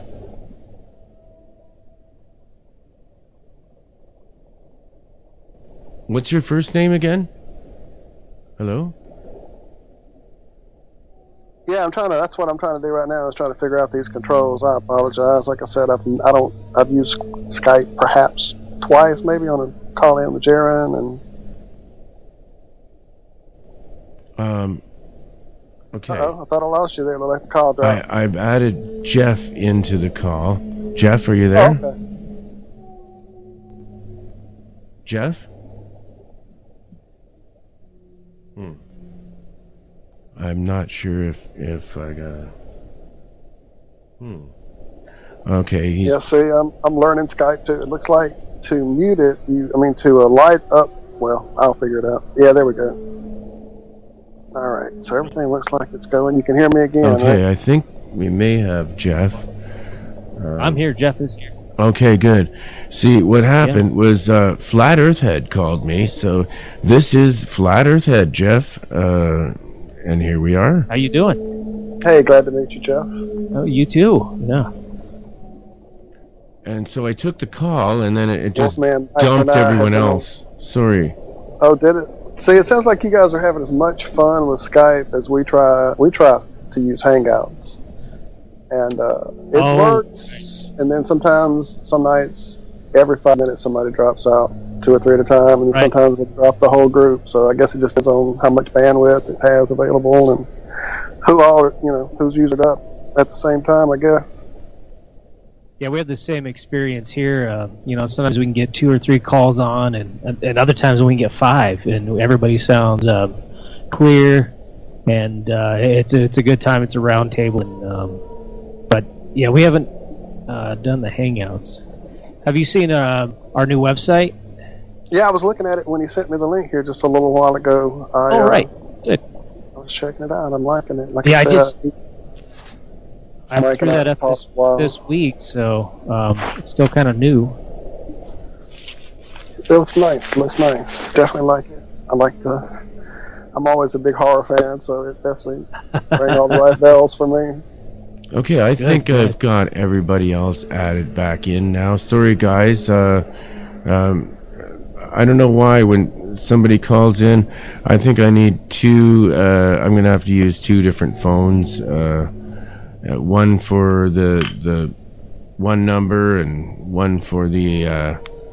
I think I might have to get 2 different Skype handles. Yeah, that's the only way it works. I learned that the hard way also. And otherwise I can't seem to add people when they call. So, Eric, is that what I do? Yeah, that's what you got to do because, yeah, exactly. You hit it right on the nose. So you just use 2 different Skype IDs, and then I can accept calls and just add them with my mixing board to the group. Yeah, that way. You can't if I called when I called in and then it cut everybody else off. That happened with John Polk when I called in on his show, and he answered, and then it cut everybody else off. So yeah, it's just a one-line system. Skype is awesome, but it's also kind of just it's a one-line system. Yeah, what happened was I saw that there was actually 2 different calls going on at the same time, so I was just I was gonna actually wipe everything out to brand new again, and then add you guys back. And then I noticed that somebody was calling in, so I just took it. And it is my friend. It is my friend, the Flat Earth Head. Okay, what's your first name again? I just know you as Flat Earth Head. Yeah, it's Walt, just like Disney, but no satanic agenda. Just all right. Just Walt. Would you like to tell everybody a little bit about the philosophy of you and your peers?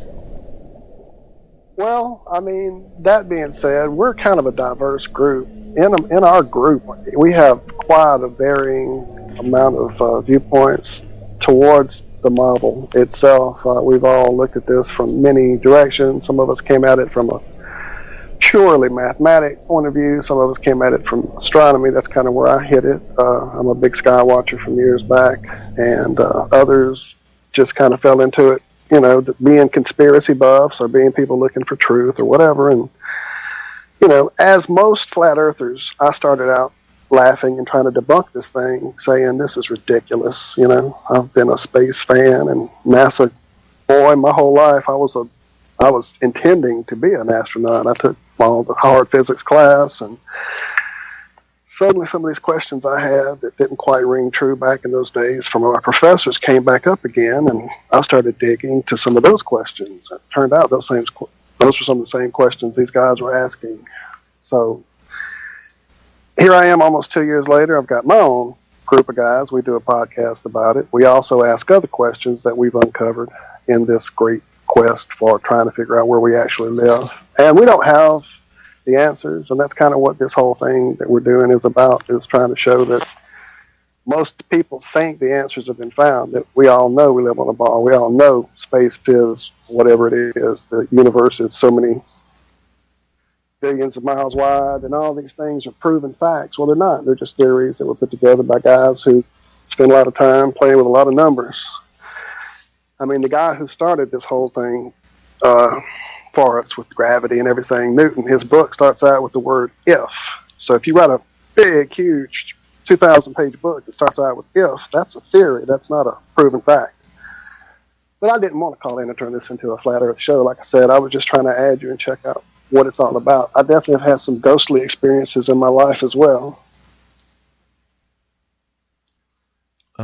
Is Darren there? I'm here, guys. Okay, good. It's fascinating. Okay. What? Do you have any questions? We have a flat Darren earther or here? Jeff? Yeah, my buddy Definitely. Walt, and he is a flat earther. He's my the inspiration for my song Flat Earth Head. Oh, sweet. Really? Nice. I didn't know I was infamous. You're infamous. No doubt. And you It's play more than guitar. famous. You play guitar as well, don't you, Walt? I do. That's something I play. Playing for some years. I tend to be on a little heavy side, though, when I play. I like heavier bands, Well, more this is technical. Of course, I kinda, can't play that yeah. well, but I jam. I like to jam. How long have you been a flat earther? How long have you been convinced? Convinced? It's going on 2 years, I guess. Going on a year and a half, 2 years. Yeah. So in your mind, are you like 98% sure or 100% sure? I have no idea the true shape of the place we live upon. Unfortunately, I don't have the resources or the equipment or the technology to explore it like the people who do have that technology and that money and that resources. We give it to them by the billions per year. And for that, we get CGI images. We get told that 6 missions passed through a Van Allen belt in the early 70s, late 60s. And yet we're repeatedly told that we can't do it. Now we have to figure out how to do it, how to get men safely through it, how to get computers through it without wiping out their programs. That's what this whole Mars mission is about, trying to figure out how to get men through the Van Allen belt. And yet we did it with no radiation protection, nothing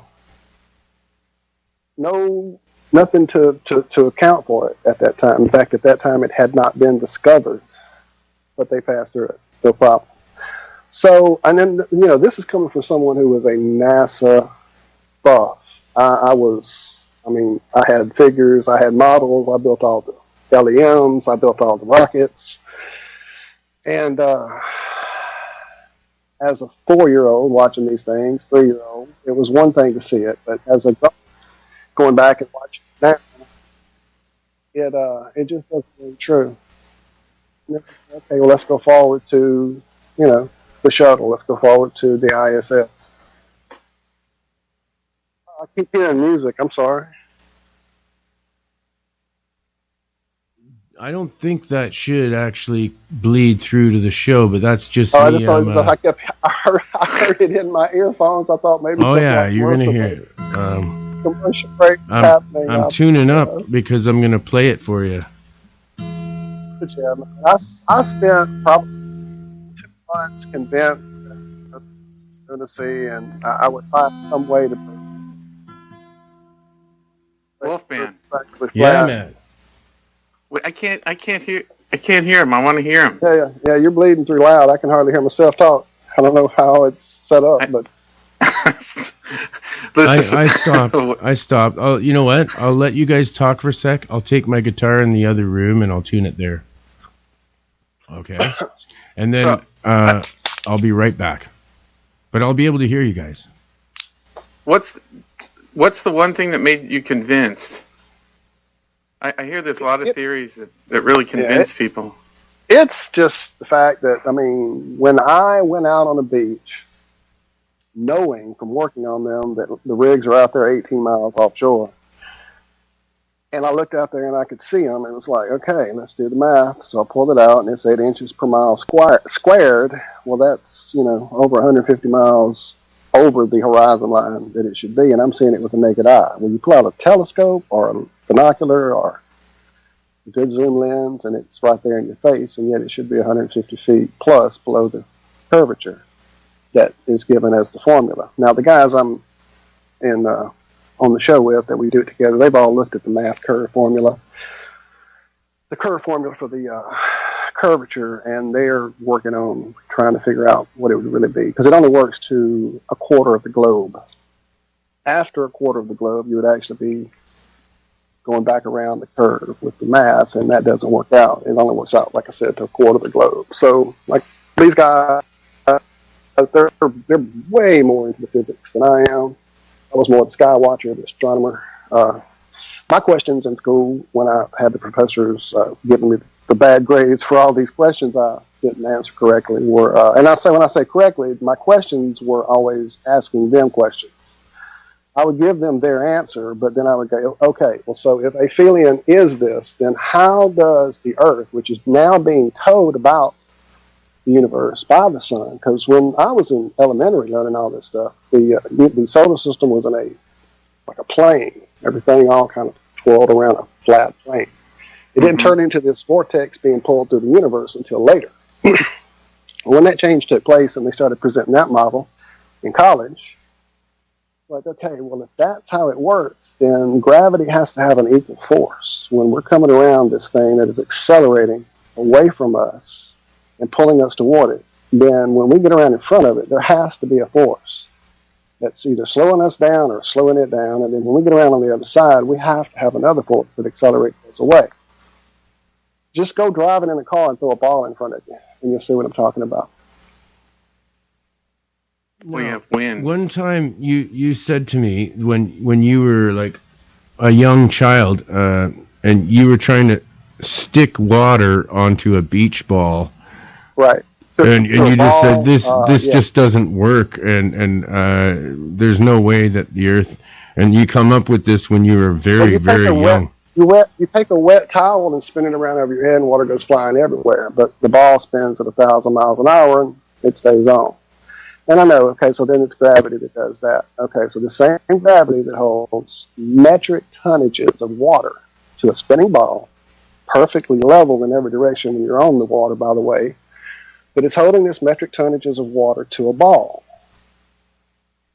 And yet we walk around freely. Jellyfish can live in it. Fish can swim in it. We're a lot of water in our bodies. There's a lot of creatures on the earth that are there's a lot of mystery to that. And they are, the whole thing, like even if it was a flat disc and it was spinning, wouldn't the water fly off the sides too? Like, you know what I mean? That's a lot of the problem. A lot of people have these things you have to go through and do, because I'm just like you, because I know how a record player works. I know when things are at the edge, they fly off, and the edge increases the revolutions per minute, and I know how all that works too. And that's one of my early questions. So then I found out, well, wait, that's just not possible. So let's look at this a different way.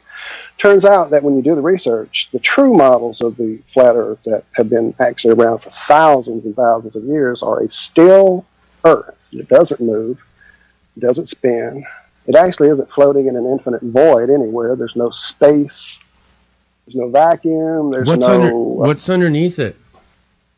What's underneath it? We've drilled down 8 miles. That's all I can tell you without a doubt, is that we've drilled down 8 miles, and that's it. And when we get down to that 8 miles, we can't get any deeper. Wow. That's the only research I could find on how deep we've gone. My first thought is, if you go up in and you see the guys in the space shuttle and they flick water into the air, you know, every little water droplet turns into a sphere. So to me, that in a anti-gravity field of space with no atmosphere, things just naturally form into a sphere. Well, that's actually water. That's pressure and the way water works itself. I mean, that's how its molecules form. Let's take that water. Okay, like I said earlier, you take it out to the beach and you can't stick it to a beach ball. Well, then you start talking about mass and gravity and polar gravity and gravity well. That's just like saying I can't go out to the beach and take a marble and stick it to a 50-ton boulder out there. Now, that 50-ton boulder should have more gravitational pull than this little marble in my hand. So by the theory of gravity, it should stick to that boulder. But what I'm told is it doesn't, because it falls to the ground because the Earth's pull of gravity is stronger than that pull Exactly. exerted by that 50-ton rock. Okay, well then why is our moon still in orbit around us? Because the pull of that huge sun is way more powerful than the pull of this Earth. Oh no, that mother effing it is, weird thing up there is not even natural, dude. I don't even no, it's think. not a rock. Oh, it's not a rock. It's I think it's hollow, actually, and I believe that's kind of like a Death Star, that thing. That's not natural. That is not a natural satellite. I don't believe it is one bit. So do you think men have walked there? Or do you think we went to the moon in the 60s and 70s? I think mankind has been up and all around this solar system for the last 100 million years. What do you think, Darren? I kind of want to know what he thinks. Okay. I'm fascinated. I have no doubt that there was no way we went to the moon in the 60s and the 70s. Right. I went through the footage. Now, this isn't me watching like a funny thing happen on the way to the moon, or me watching the. Hang on one sec. Let's find out the other people's. Jeff, what do you think? Have we been to the moon? I believe so.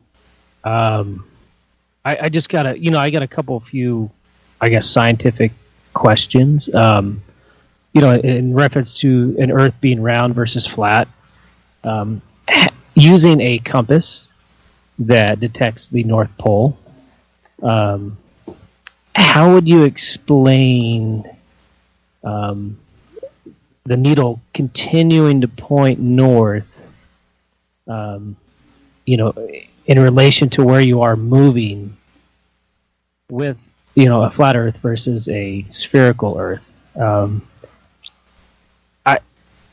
I can't see how that works with the flat Earth. I'm not quite understanding your question. Are you just saying how do you navigate on a flat Earth map, basically with the compass?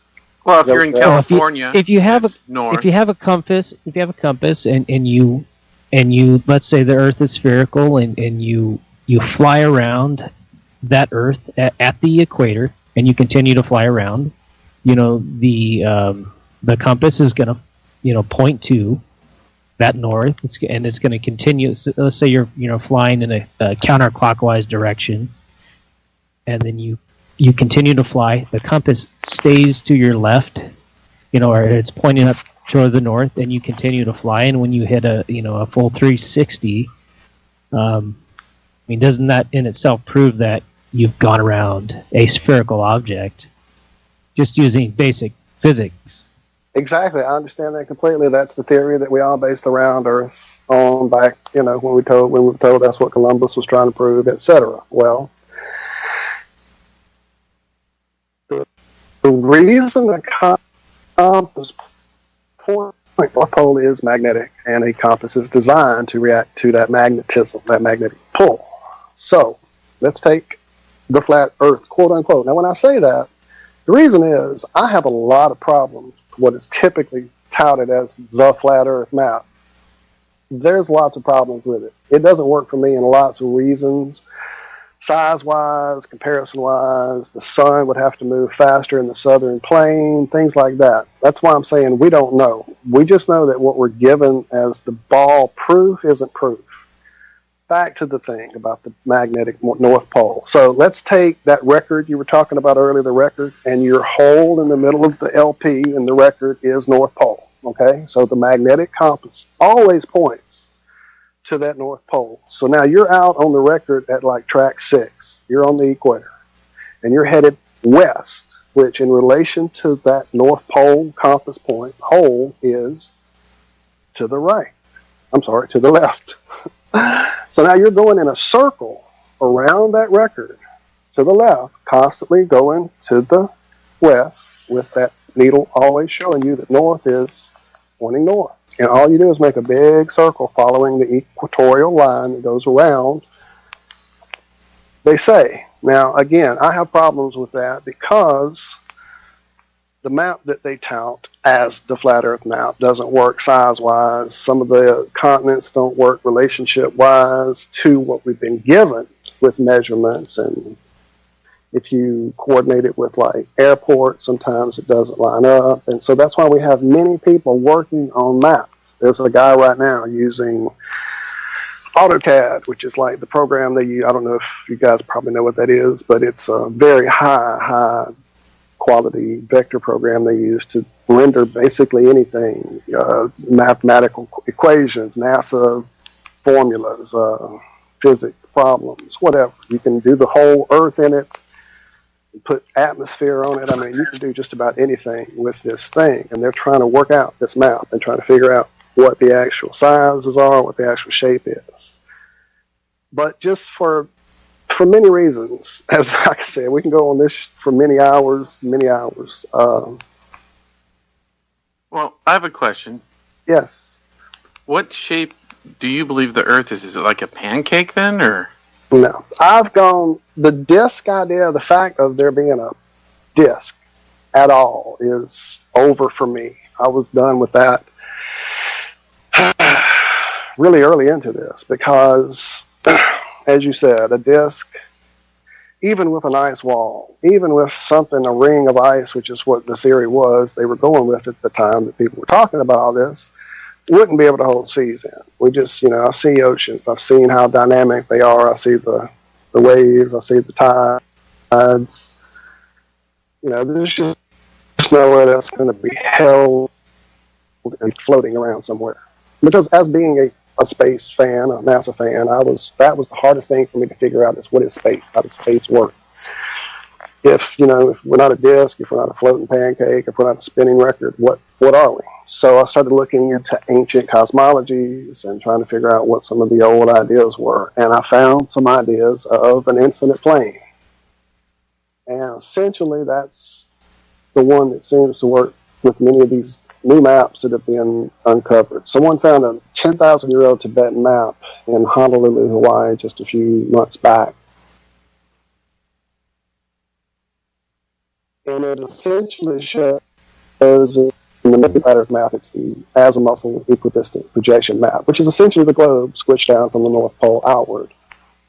But surrounding that and outward from that, around these rings of ice, which are what are called Antarctica, are these other series of these islands. Now, they're not named. They're just shapes drawn on a map. But recently, someone's uncovered a different map that also shows another ring of land outside of what is considered the Antarctic ice ring. And if you go into ancient mythology, like Atlantean mythology or Egyptian mythology, they talk about these worlds that were set up like this, these lands, these places that were ringed outward from a central point, and they went outward in these rings of the islands. And so that kind of fits what these maps show. Oh, man, okay. Can I cut you? There's a book called World Beyond the Poles. I'm sorry, I could go on all night, man. I'm sorry. Walt, hang on. Yes. Hang on. Yes. It's time for a break. I know everyone needs one. Can you hold on to that? Because I love this. Now we're into Antarctica. So we're talking flat Earth, and we're going to go into the Antarctic after this break on Monster Castle Paranormal. I'm going to put on the most recent recording I have is from a jam session of Flat Earth Head right now. Okay? And we'll see you guys back in a few minutes. I think this goes through a terrible ordeal first before we go into it, but bear with me because this is a raw jam session that we're about to listen to here. Okay, aren't you gonna play live? Yeah, I'm gonna play this. What the hell? I know it ends up into Flat Earth Head at the end, but it's 12 minutes long, so we got a 12-minute break. Everyone can, we're halfway through the show, everyone can have a little break and listen to this craziness, okay? We'll be back shortly with Monster Castle Paranormal. Everybody rock and roll, yeah, baby, I am the Wolfman Mike, yeah. Thank you, everybody, for listening. Rock and roll, yeah.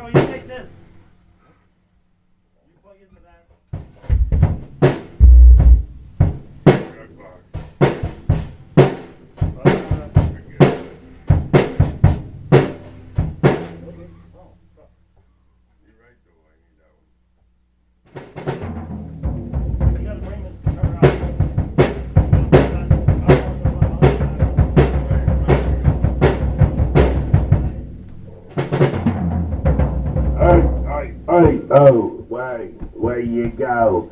Hey, oh, where you go? Hey, oh, where you go now?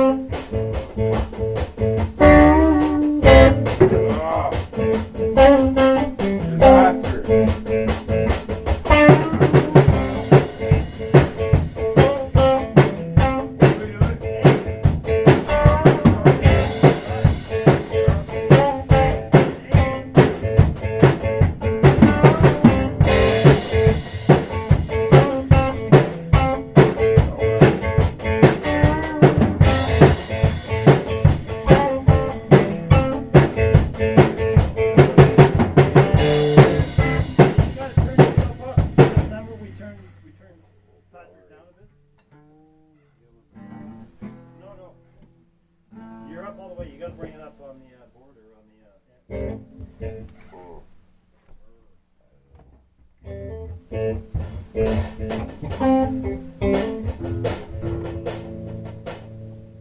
I got it.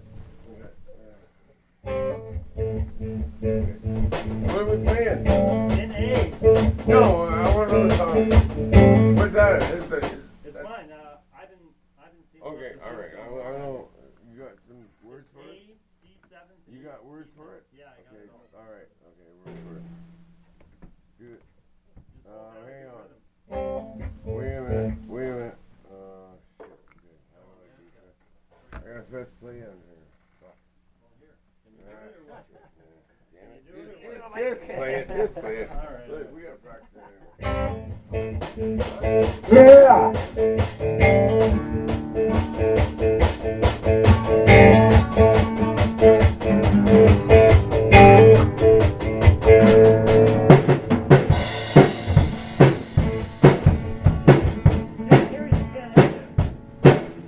Can't hear you. You're not up on the PA or the. What section are you in? Two or three. There you go. Let's play back on A, D, and E, okay? 1, 2, 3, 4.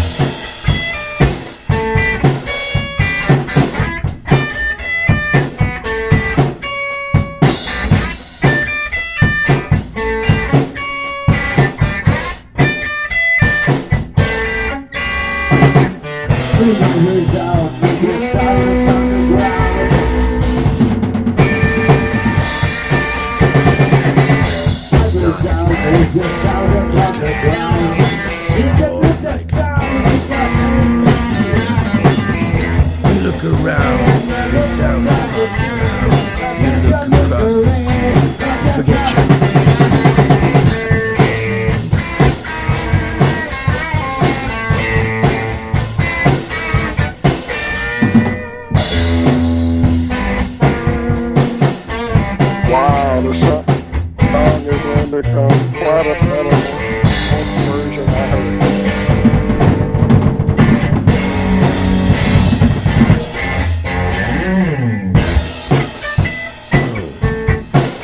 You can't even hear it. I'm running it through the woods.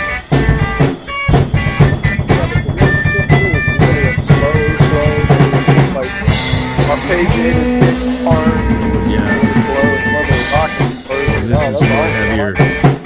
Oh yeah, it's awesome. When it cranked up, because I came on just as it was about to start. I heard It you hasn't say, even yeah, hit the chorus yeah. yet. Here we go.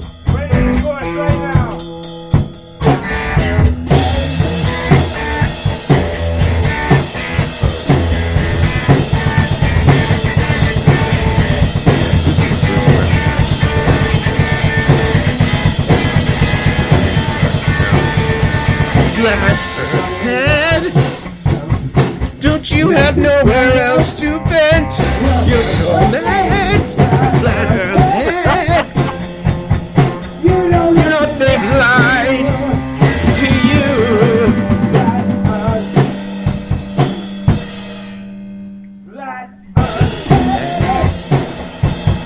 Do you have nowhere else to vent your torment? Flat Earth head. You know that they lied to you. It's my Earth. It's not flat.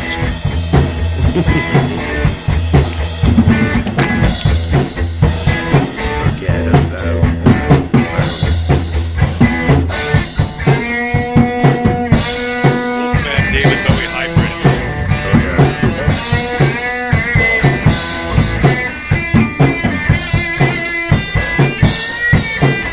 Definitely my guitar is it's in the atmosphere. Everything is clear. You can see it here. When aliens appear. The curvature of ground when you look across the sea and forget your misery.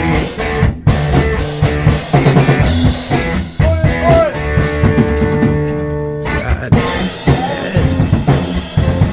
Do you have nowhere else to vent your torment?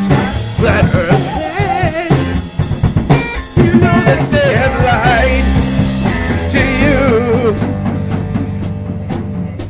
would be a good Halloween costume to walk into a party with a flat Earth head. Right, believe me, I thought of something that way too. I'm working on it. That would be awesome. I would freaking dig. I'm gonna be actually, you know what? Going to a party in Hollywood at a haunted castle. Well, not a castle.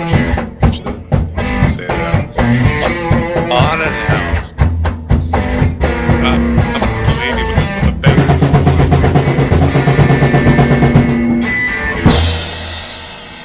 Wow, yeah. Anyway, I could probably play it better on the guitar just myself, but that was crazy. Anyway, it gave us a little break, and we needed one, and we're back. And we needed one. Yeah. And we're back on Radio What the hell? I'm hearing toilets flushing. Oh my god. Okay. Let's have lots more toilets flushing. Lots of toilets. What about those throwing things through the window? Throwing things through the window, Jeff. Can you throw something through the window, please? Yeah, throw it. Okay, that's it. Yeah. All right. We needed that. I got a question about the toilets. So, if you're the northern hemisphere, and when you flush a toilet, it spins in one direction, and when you're south of the hemisphere, it spins in the other direction when you flush it. How do you explain that? I don't know. actually I'm just trying to figure it thinking, out. I was thinking you were joking at first. Go ahead. No, I'm serious. Walt. Unfortunately, he's not joking because that's been around a while. Here's the thing. Number one, explain to me how being north or south of an invisible line that doesn't truly exist anywhere but on a map would cause toilets to spin one way or the other on a ball. That's a serious question. Yeah, I'm really curious. I know. So it really doesn't. It's a myth. If you Google that, you'll find out that's a myth. It depends on the toilet. There are toilets in North America that spin both directions. I can go in my sink, which is a two-sided sink, and unplug both. And just depending on anything, the way your hand moves through the water, the way you pull the sink stopper out, they can both spin in opposite directions. Okay, so if there's no directional flow in the water and it's just a draining plug in the bottom and you just pull it out, has this experiment been done? You're breaking up a lot. You're breaking up a lot. Eric had a question about the other planets. Okay. Oh, yeah. Go ahead. You ask the question, please. Are the other planets that you see in the sky, are they round or are they flat too? When I look at them through a telescope or a pair of astronomical binoculars, they do indeed resolve into what looks to be an orb. But you think they're flat? I don't know. Haven't been.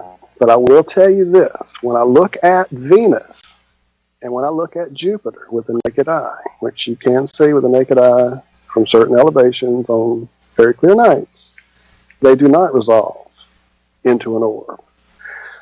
That being said, certain types of telescopes use parabolic mirrors to collect light, which therefore can bend things into something that looks like a sphere. When you look up at the moon, it definitely appears to be sphere-like. Yeah, because I don't think it is. The moon is definitely a mystery. One of the first things I heard that didn't make sense is that the moon isn't reflecting sunlight. I'm like, well, okay, that makes absolutely no sense. How is it? Show me something that would prove that. So I started looking into some things about the different properties of sunlight and moonlight. Sunlight will make jerky. Sunlight will make sun-dried tomatoes. Sunlight is a different light. Moonlight actually makes a fire burn brighter. Daylight makes a fire dampen down. Moonlight will dull razor blade. Set a razor blade out on a porch or on a windowsill or something on a very full moon. It'll be dull the next morning. Unless you put it in a pyramid structure. Unless you put it in a pyramid, this man has done some research. I am impressed, sir. Actually, I knew about this way before it was ever on the internet. My buddy and Patrick Flanagan and I were talking about this way back in the day. Dude, I'm talking the 70s. I had made a little pyramid and made yogurt in it. I did the experiment with the blade and the moonlight then too. That's crazy. Anyway. So you read Patrick Hang on, Walt. Did you read Patrick Flanagan's book, Pyramid Power? Back in the 70s? Yes, sir. I still have it somewhere here. Yes, okay, yeah, so did I. So we started on the same page. See, we're definitely brothers and from other mothers, definitely. Awesome. Yeah. Another thing about moonlight is it is, believe it or not, moonlight is colder than the shade it produces. Now, I know that sounds crazy, but I went outside with a laser temperature gun myself and did an experiment. I have it videoed. I just haven't got it set up and put it on my channel yet, but I can send you guys a rough copy if you'd like to see it. And I took a white sheet of paper and set it in moonlight. I took a white sheet of paper and set it in the shade that moonlight was producing. I shot the little beam or whatever comes out of there, laser, I don't know what it is. And they registered consistently 3 to 5 degrees temperature difference, colder in the moonlight than in the shade it was producing. And I switched the paper back and forth twice to make sure it was, the actual area of the moonlight or whatever doing what was happening. I moved it to different areas of moonlight. Later on, I did it in the house with moonlight shining through a window pane onto a wall. I tested the temperature of where the moon was shining, where it wasn't shining on the wall. Now, inside, with temperature being controlled by air conditioning and things, I only got like 3 degrees difference. But there was a consistent difference of temperature being colder in moonlight than in the shade it produces. Why is that? Happened with moon? I don't know, because obviously the moon is producing its own light. It isn't reflecting sunlight. Okay, that's really weird. Just when you said that, I'm trying to message Jeff, and I look, and something screws up on Skype, and it says 47 seconds into call. So there we go, 47 again. Sorry for interrupting. Go ahead. Oh, that's the great thing. I love synchronicities like that. Yeah, why that happens, I don't know. I mean, consistently, I've taken photographs and videos of the sun in a phase that isn't possible by where the sun is positioned. For instance, well, let's just say the moon is like rising in the east. It's about 20 degrees up in the sky. The angle of its phase in its waning is pointing up in the sky at, say, a 2 o'clock position. So that would put the sun having to be up in the sky somewhere in that 2 o'clock position to hit the moon and make the phase work on the ball in the sky. But the sun is setting behind me in the west, completely almost below the horizon. So how is that reflecting that sun behind me? How do you explain I send the videos. The crescent moon. That's the moon I'm talking about, a crescent moon. Wait, what is your question? I'm sorry. I may not be understanding your question. Well, if it was producing light itself, why would it do a crescent moon? Again, I don't have all the answers. That's what we're looking for. A theory is that it is part of its nature, part of what it is. Like someone mentioned earlier, that it's not necessarily a natural thing, that maybe it was placed there. Who, when, where, not sure. Still working on all that too. Lots of ancient cosmologies did not include a moon in Earth's sky. Jeff, what do you think? Yeah. Well, I was kind of curious about the werewolves. And the moonlight. I mean, is that why is it that when the moonlight comes out that the werewolves change form, and does that have something to do with it? I did a lot of research on lycanthropy a long time ago, and I never put that back into the equation. That's you've got me looking at that now. I'm going to look at that. I never have. That's interesting because it is a definite phenomenon that people experience. Now, I don't know that, you know. Right. So that's interesting. That's wild. That could definitely have an effect on lunacy. You know, the way people act when the full moon is out. That's what I was going to mention. Yeah. I see something else. I was going to I'm so mention busy that. with the science and trying to figure out what's going on in the sky that I never put it to what's going on down here with it. That's wow.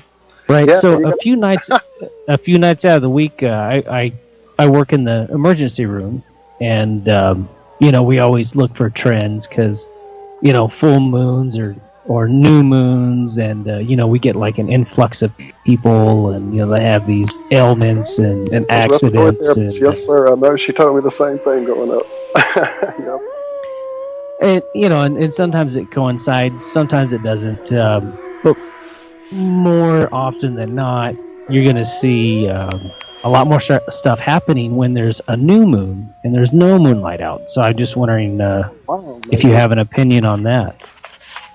Maybe it's that dampening effect that it has on fires. Well, no, it increases the fire. Never mind, I'm looking in it the wrong direction. Yeah, I don't know. Again, it's just finding out that the temperature difference blew my mind. You know, I didn't even think that was something that would be true when I heard it. And I'd seen people doing some experiments, but until you actually do it for yourself, and again, I tell that to everybody. You know, stuff I'm talking. This is stuff I've looked at for almost 2 years. You know, when I started finding these things out, I started doing my own experiments, like this one with the moonlight, or going out and filming the sun, doing a time lapse of the sunset. You know, trying to figure out, is it really going away across the sky, or is it going down and below the horizon line? And it turns out, from many experiments I did, it does go across the sky away from me and to the right, which kind of fits in with it circling around this flat plane. But that also doesn't work with the Antarctic or what goes on with the stars at the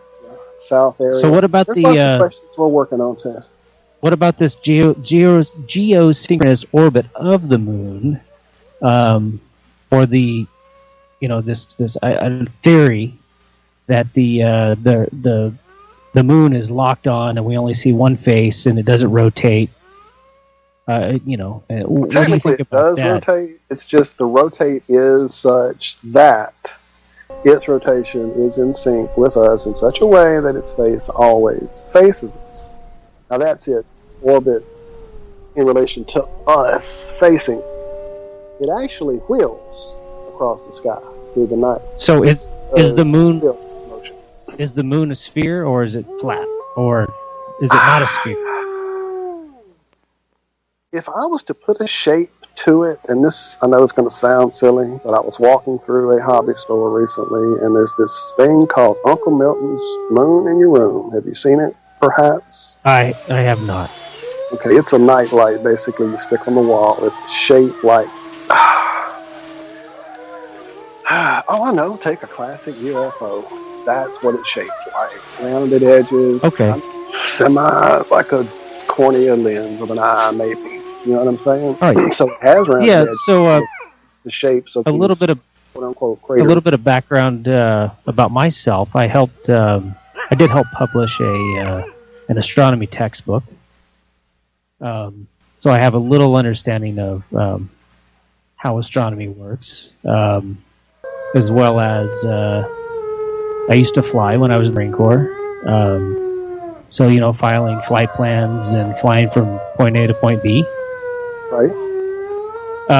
So when I would fly somewhere, I wouldn't fly, you know, directly across, because it was actually shorter distance-wise to fly, I guess, in an arc across the sphere of the Earth. And so that's the route I would take, is I would fly, you know, if I was flying from the east coast of the U.S. to like the UK, I would fly a little bit north, because it was shorter flying that direction than it would be to fly around like the latitude, you know, the latitudinal lines. Does that make sense? Yeah, absolutely. I've been looking at all these things. Yes, sir. And go ahead. I have another friend on here. Wait, I'm sorry. Will you take off on a question? I would like to I wanna introduce ask- you to Yuck Nasty. Walt, this is my friend Yuck. He's interested in what you're saying. He's got a question for you. How you doing, Yuck? Okay, I'm sorry. Before he asks that question, can I ask? I'm sorry, I didn't catch your name that just asked or mentioned the astronomy and the pilot. This is Jeff D. Jeff, yeah, I'm sorry. I'm just too many new people. I'm bad with names. Okay. Right, no, that's okay. I have wanted to ask a pilot this question. Okay. Okay. Gyroscopes.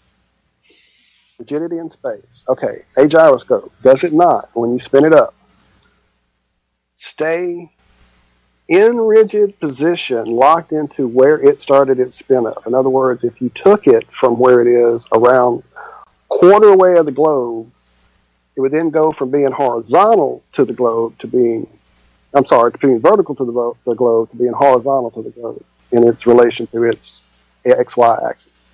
Is that not correct? It stays in relation. It's an absolute position, so it doesn't change when you say go 90 degrees around the Earth. It will Right. It will be perpendicular. If you started out parallel to the Earth, it will now be in a perpendicular position with a quarter way around the Earth. Absolutely. Man, I wish I had John here. I don't know enough about gyroscopes to ask the correct question I'm trying to ask, I guess, and without diagrams. It's just that has come up in our discussions. Is gyroscopes, that they should in some way be able to show us a spin or be used to verify a spin.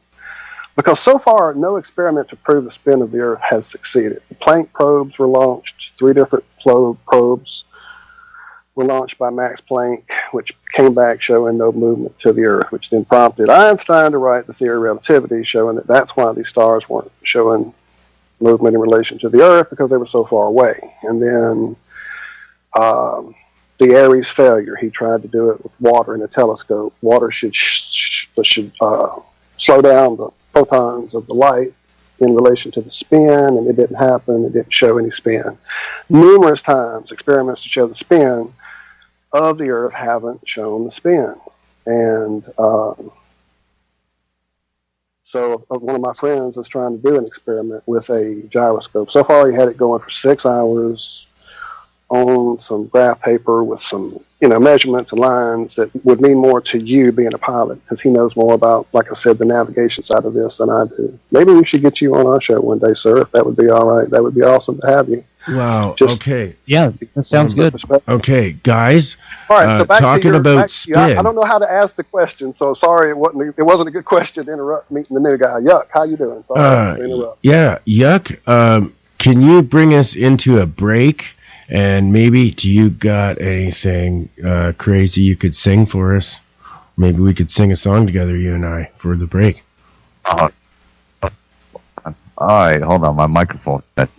It's working. Hey, man, you can't throw me on the spot. Hey, Yuck. Hey, nice to meet you guys. Thanks sing.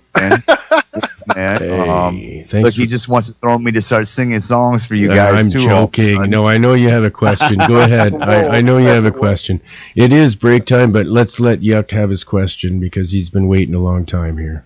Oh man, go ahead and take the break. I honestly was I'm just catching everything now. So again, it's great to meet you guys. I can't wait to hear more. It's pretty Take your wild. break, Wolfman. Pretty wild we'll topic, tonight? Yeah, I'm loving it, and I'm going to hear more before we can let these guys go. Okay, well, you know what I think I'm going to do? I think I might just, what the heck? Let's play, oh, this is getting close to Halloween. Let's play the Ghost Tree. What do you think? Sound spooky? It's a song by my brother, actually. He's going to kill me for playing this. Okay, doing it. Here it goes. Ghost Tree, right on, baby, yeah. From the Wolfman.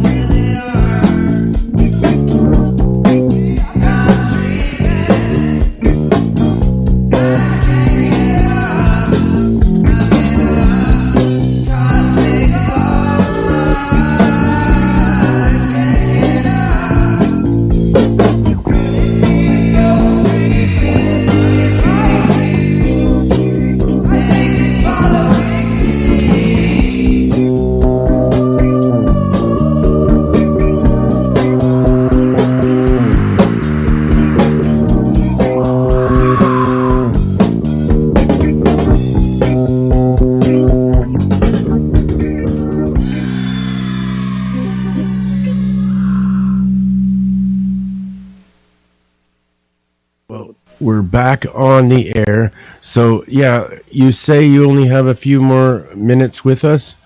No, about an hour. I said I didn't know we'd gotten back on the air. I apologize. okay, Yeah, well- I'm here for another hour. So. Well, we I didn't know. got 50 Show- we go got 50 minutes left to play with here. So, Sounds perfect. Okay, I've got Eric back now, I think. Eric, are you there? Okay. Marcus, have you got any questions for the guest? I'm here. I'm sorry. I had it on mute. Yes, Okay. I am. And Marcus, you haven't asked any questions yet. I'm wondering if you have any questions. Are you there? Marcus is our silent in the background guy that's usually monitoring everything. We have one in our group. We have one we call the Nightcrawler for that very reason. Yeah, he usually is listening to the feed or something and trying to make sure our sound is good or doing research for us while we're sending us little Right, notes. but let me guess. When he does put in, it's concise and to the point, and he gets it across well. Oh yeah. See, that's our guy. Okay, Josh, well, that's our night. Marcus, are you there? Okay. Well, it shows he's Marcus. Going once, going twice. All right, it's back to you, Jeff. Here I am. You back got the again. ball, man. It's in your court. I told you it's your show tonight, man. Yeah, right. That's why it's called the Wolfman. Yeah. Anyway, I had a question. Because my background of flying and astronomy and science and do you think the Earth is kind of like an upside down, maybe not pyramid, but cone, and we're kind of living on the top, and then what's underneath? And what about That's the cone. Yeah, the cone. Is that something that's more along the lines? And if are we spinning? That's my question. Are we spinning? Well, I missed where the cone came into the equation. I don't know about the cone. That might be a new one I've missed. Okay, I got something to add from that. And the spinning, no, we're motionless. That's what I was explaining earlier with Aries failure, with the Planck probes that showed we're motionless. I mean, it's been, with tests, been proven at least 5 different times. Scientific, these are, if you look them up, Aries failure, look it up. Right. Probes. These prove no spin to the Earth. There is no spin. We do not move. I'm really familiar with the Iridium satellite system that used to partially be up.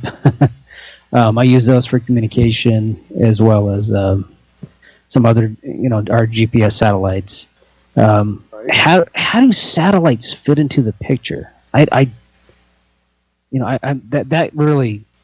does that fit into a flat Earth? It's hard. It really is. Originally, my theories went with the smaller satellites that they're really going with now. I mean, the shoebox-sized ones. The ones I'm talking about.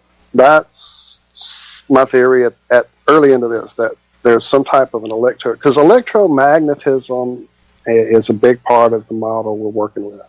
This is an electromagnetic world we live in. Well, I mean, take it like this. You take a magnetic pole in the center of, and you surround it by salt water, and you're on your way to a battery right there. But I digress. Anyway, so this electromagnetic theory, if there's an area that you can get above density, air pressure, buoyancy, all the things that we account for gravity with, then maybe there is an area up there where you leave enough of those forces that things of a certain weight, a certain density could perhaps become weightless and stay aloft. More likely, though, well, let me ask you this. If we have, and again, the number, I have researched it and have been given a number anywhere from 300 or 400 to 3,000 or 4,000 to ridiculously 30,000. How many satellites do we have in orbit right now? Do you know a number? I can't find one. But if we have that I know many, I'm sorry. We go have ahead. in the What? tens of thousands. That's what Tens I've of been thousands. told. Okay, if we Yes. have tens of thousands of these satellites doing all these communications they're doing up there, why is Google investing millions and billions of dollars in Google Loon, which is a series of balloons to increase their communication, these solar-powered planes? There's also these high-powered, I can't remember the name of it. It's got a big wingspan. It's a super high altitude plane that is used to redirect internet signal to areas where there are military operations going on that they don't have good internet connection. So if all these satellites are up there right now, and go look at Google Loon's project, it's extensive. So triangulation. Some people go with the dome idea. I don't really play the dome idea myself. I think it's more of a, like I said, there's an electromagnetic barrier up there. They call it the Van Allen belt. It's, it's been proven, it's out there. I used to listen to AM radio stations from Japan and Mexico late at night because it would bounce off the atmosphere. There's lots of ways communication can be taking place. The LAN system we had, the early warning system we had, the distant early warning system we had in pre-internet was just a series of towers that worked perfectly to keep us warned if any missiles were coming across. There's lots of ways that technology could, be used to triangulate. 3 towers and a cell phone is all you need for GPS. All I can say is in every ISS live feed I've watched, and in the last going on 2 years, I have watched literally hundreds of hours. I've yet to see a launch of a satellite. The only launch of a satellite I've seen was an obvious computer animation. I've yet to see a satellite go by. I've yet to see a satellite in a live feed. But when I go back 3 days later to the exact 3-hour period I watched live, suddenly that is canned and it's got beautiful aurora borealis, not there live, lightning, not there live, city lights, not there live. But I watched it 2 days ago and those things, where they weren't there, but now it's canned and it's produced, and now that same time period has all this beautiful footage and animation on it. There's just lots of places that, I'm sorry, go ahead. I've watched the ISS, feeds of the, of the Earth spinning, and the only way I could explain it is that it is a sphere. It's round, or it's a globe. These are live feeds, and it correlates to where the space station is in relation to where they say it is at the time of day, and they're showing. You can coordinate also with the weather patterns, the storms, and you see that the Earth itself is like rotating on an axis, and that's what I've seen. So I'm just curious why you would try to go with another theory. I know some of the other stuff you mentioned, but I haven't really. I did, like I said, I've watched hundreds. And I'm not. When people say that, I'm currently disabled and I have a lot of free time. So I've watched hundreds of hours since I've been on this quest. And I've seen things like, the cameras are what, 50 feet apart, the 2 live feeds that you can tap into, roughly, right. 50 feet apart, facing in different directions. Okay. So on one camera. Now, and this is always, it's up there, 1,700 miles an hour. It's orbiting. It's up there, but we can't stay in constant 24-hour communication with it. Constantly losing feed. It cuts away. We're having a problem. Or whatever. Okay, well, that's one thing. Then the other thing is it's live, and I'm watching, and it's getting close. I'm also watching the feed at the bottom that shows where it is on the square map, with the sunlight, daylight. Maybe they're using Skype. I don't know. Right, possibly. But anyway, they're getting cut off. The sun is coming up, and we're getting ready to see the sunrise. And so the sun is about to come up, and on the camera on screen 1, the camera is all of a sudden just a wash of light. We don't actually get to see the sun come up. Okay, so it's a wash of light. But on camera 2, it's still dark. So that'll suddenly it'll be bright, right? And now camera 1's still white and bright, blinding light, and now camera 2 is still dark. Okay, what's going on? Oh, click now. Camera 2 suddenly daylight on instantly, not faded, and it's just instantly daylight. Okay, that's cool. Wait, camera 1 suddenly black again and dark, and got the city light thing, the air glow layer thing, and now camera 2 is lit up, and camera 1 is now still showing us the night. I mean, it just doesn't hold up when you watch the hours that I've watched. The footage doesn't hold up. I mean, where's the aurora when I'm watching it live? Where's the city right below when I'm watching it live? Where's the parallax that should be occurring when I'm watching it live? When I'm watching it live, it comes across all like a big roll, like a piano player. In reality, the distant line of clouds should be moving really slow towards me, and the ones right here close to the camera should be moving really fast towards me. That's what parallax is. And you don't see that in the live footage. It doesn't happen because they can't do that in computer graphics yet. Well, it's a very small parallax if you're talking 50 feet and the space station is miles up there. I'm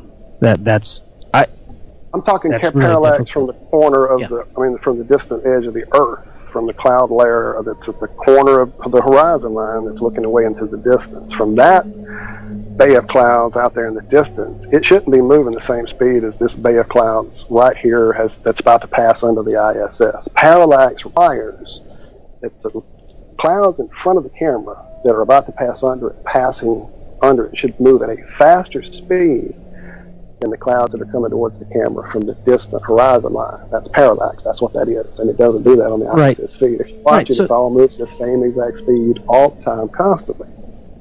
So speaking of the different speeds of, that you see come across the screen, if it is a scroll of types, why is it that the areas near the poles seem to move at a slower speed in relation to the speed at which the equator crosses across the screen?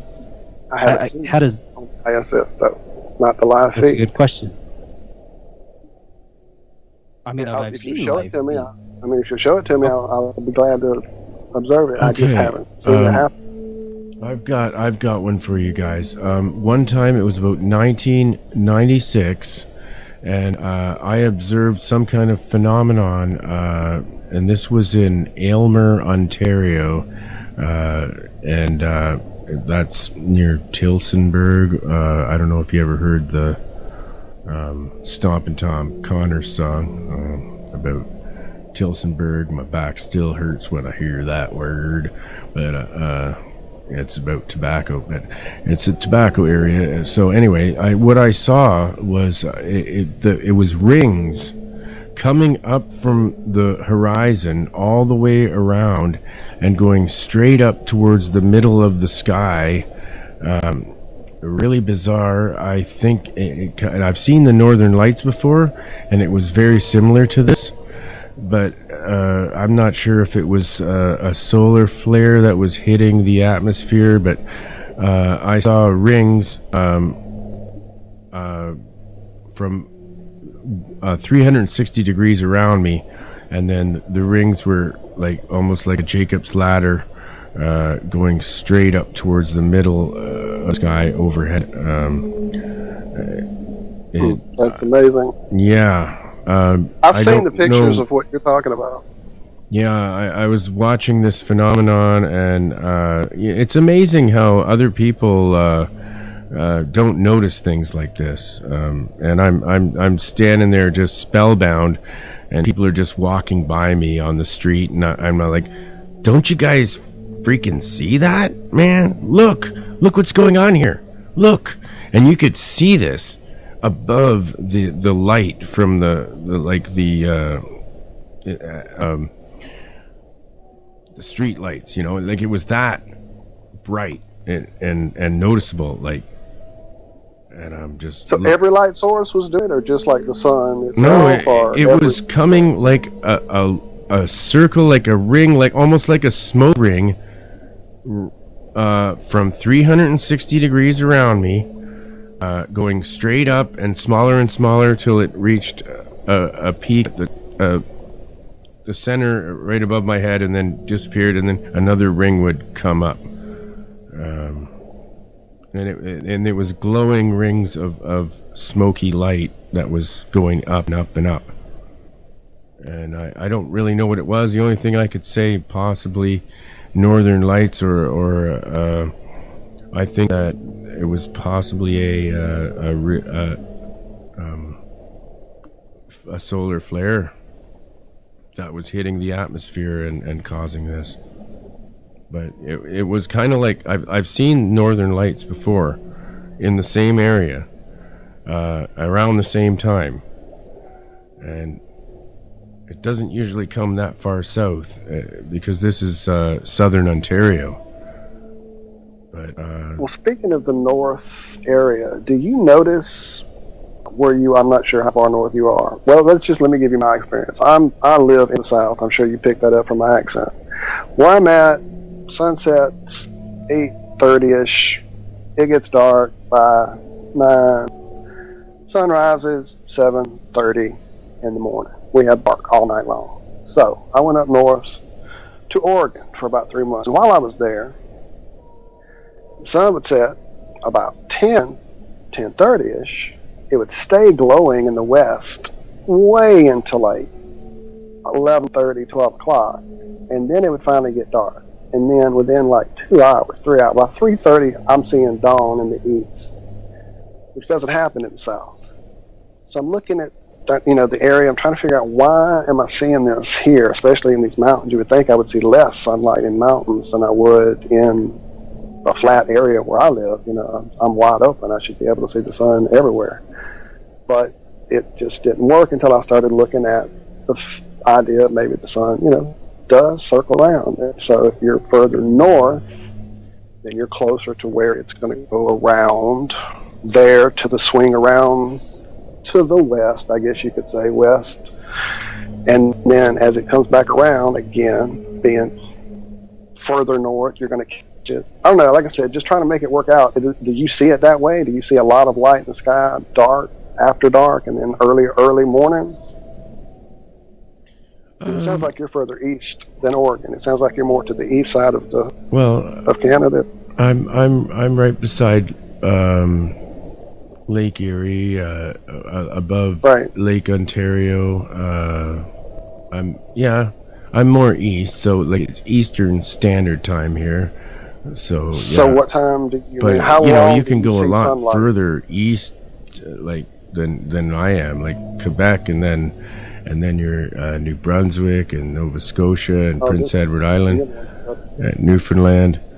So, but yeah, here we usually don't see anything like Northern Lights. Like actually, parts of Michigan are further north than where I'm at.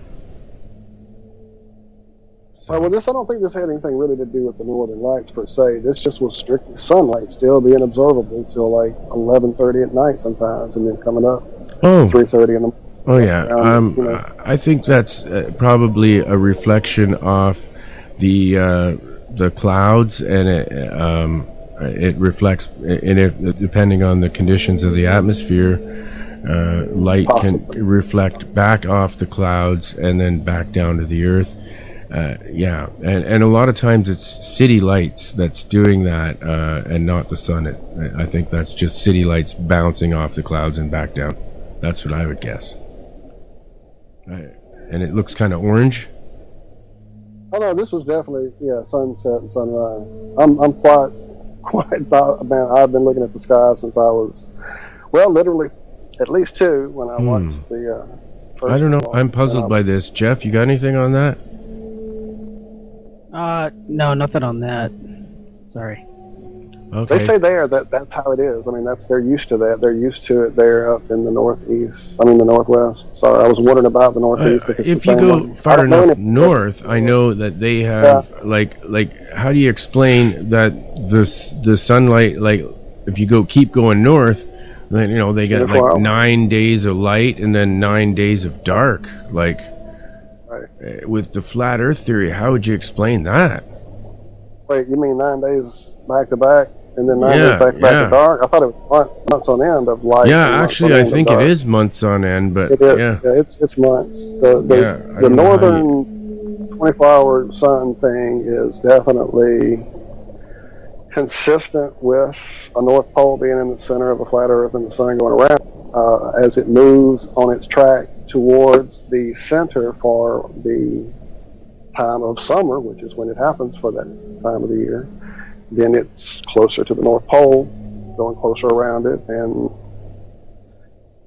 theoretically that is why you're seeing it there 24 hours a day all the time. Now, there's been footage filmed. I wish we could do video here. I don't know how it works on here. We can kind of share some things sometimes with the Hangouts, but I don't know if you can on Skype.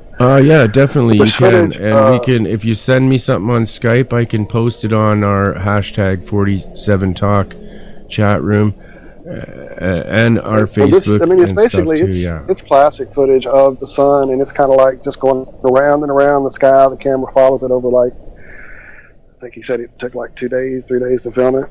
And it was just around and around and around, the sun going up and down, up and down, up and down.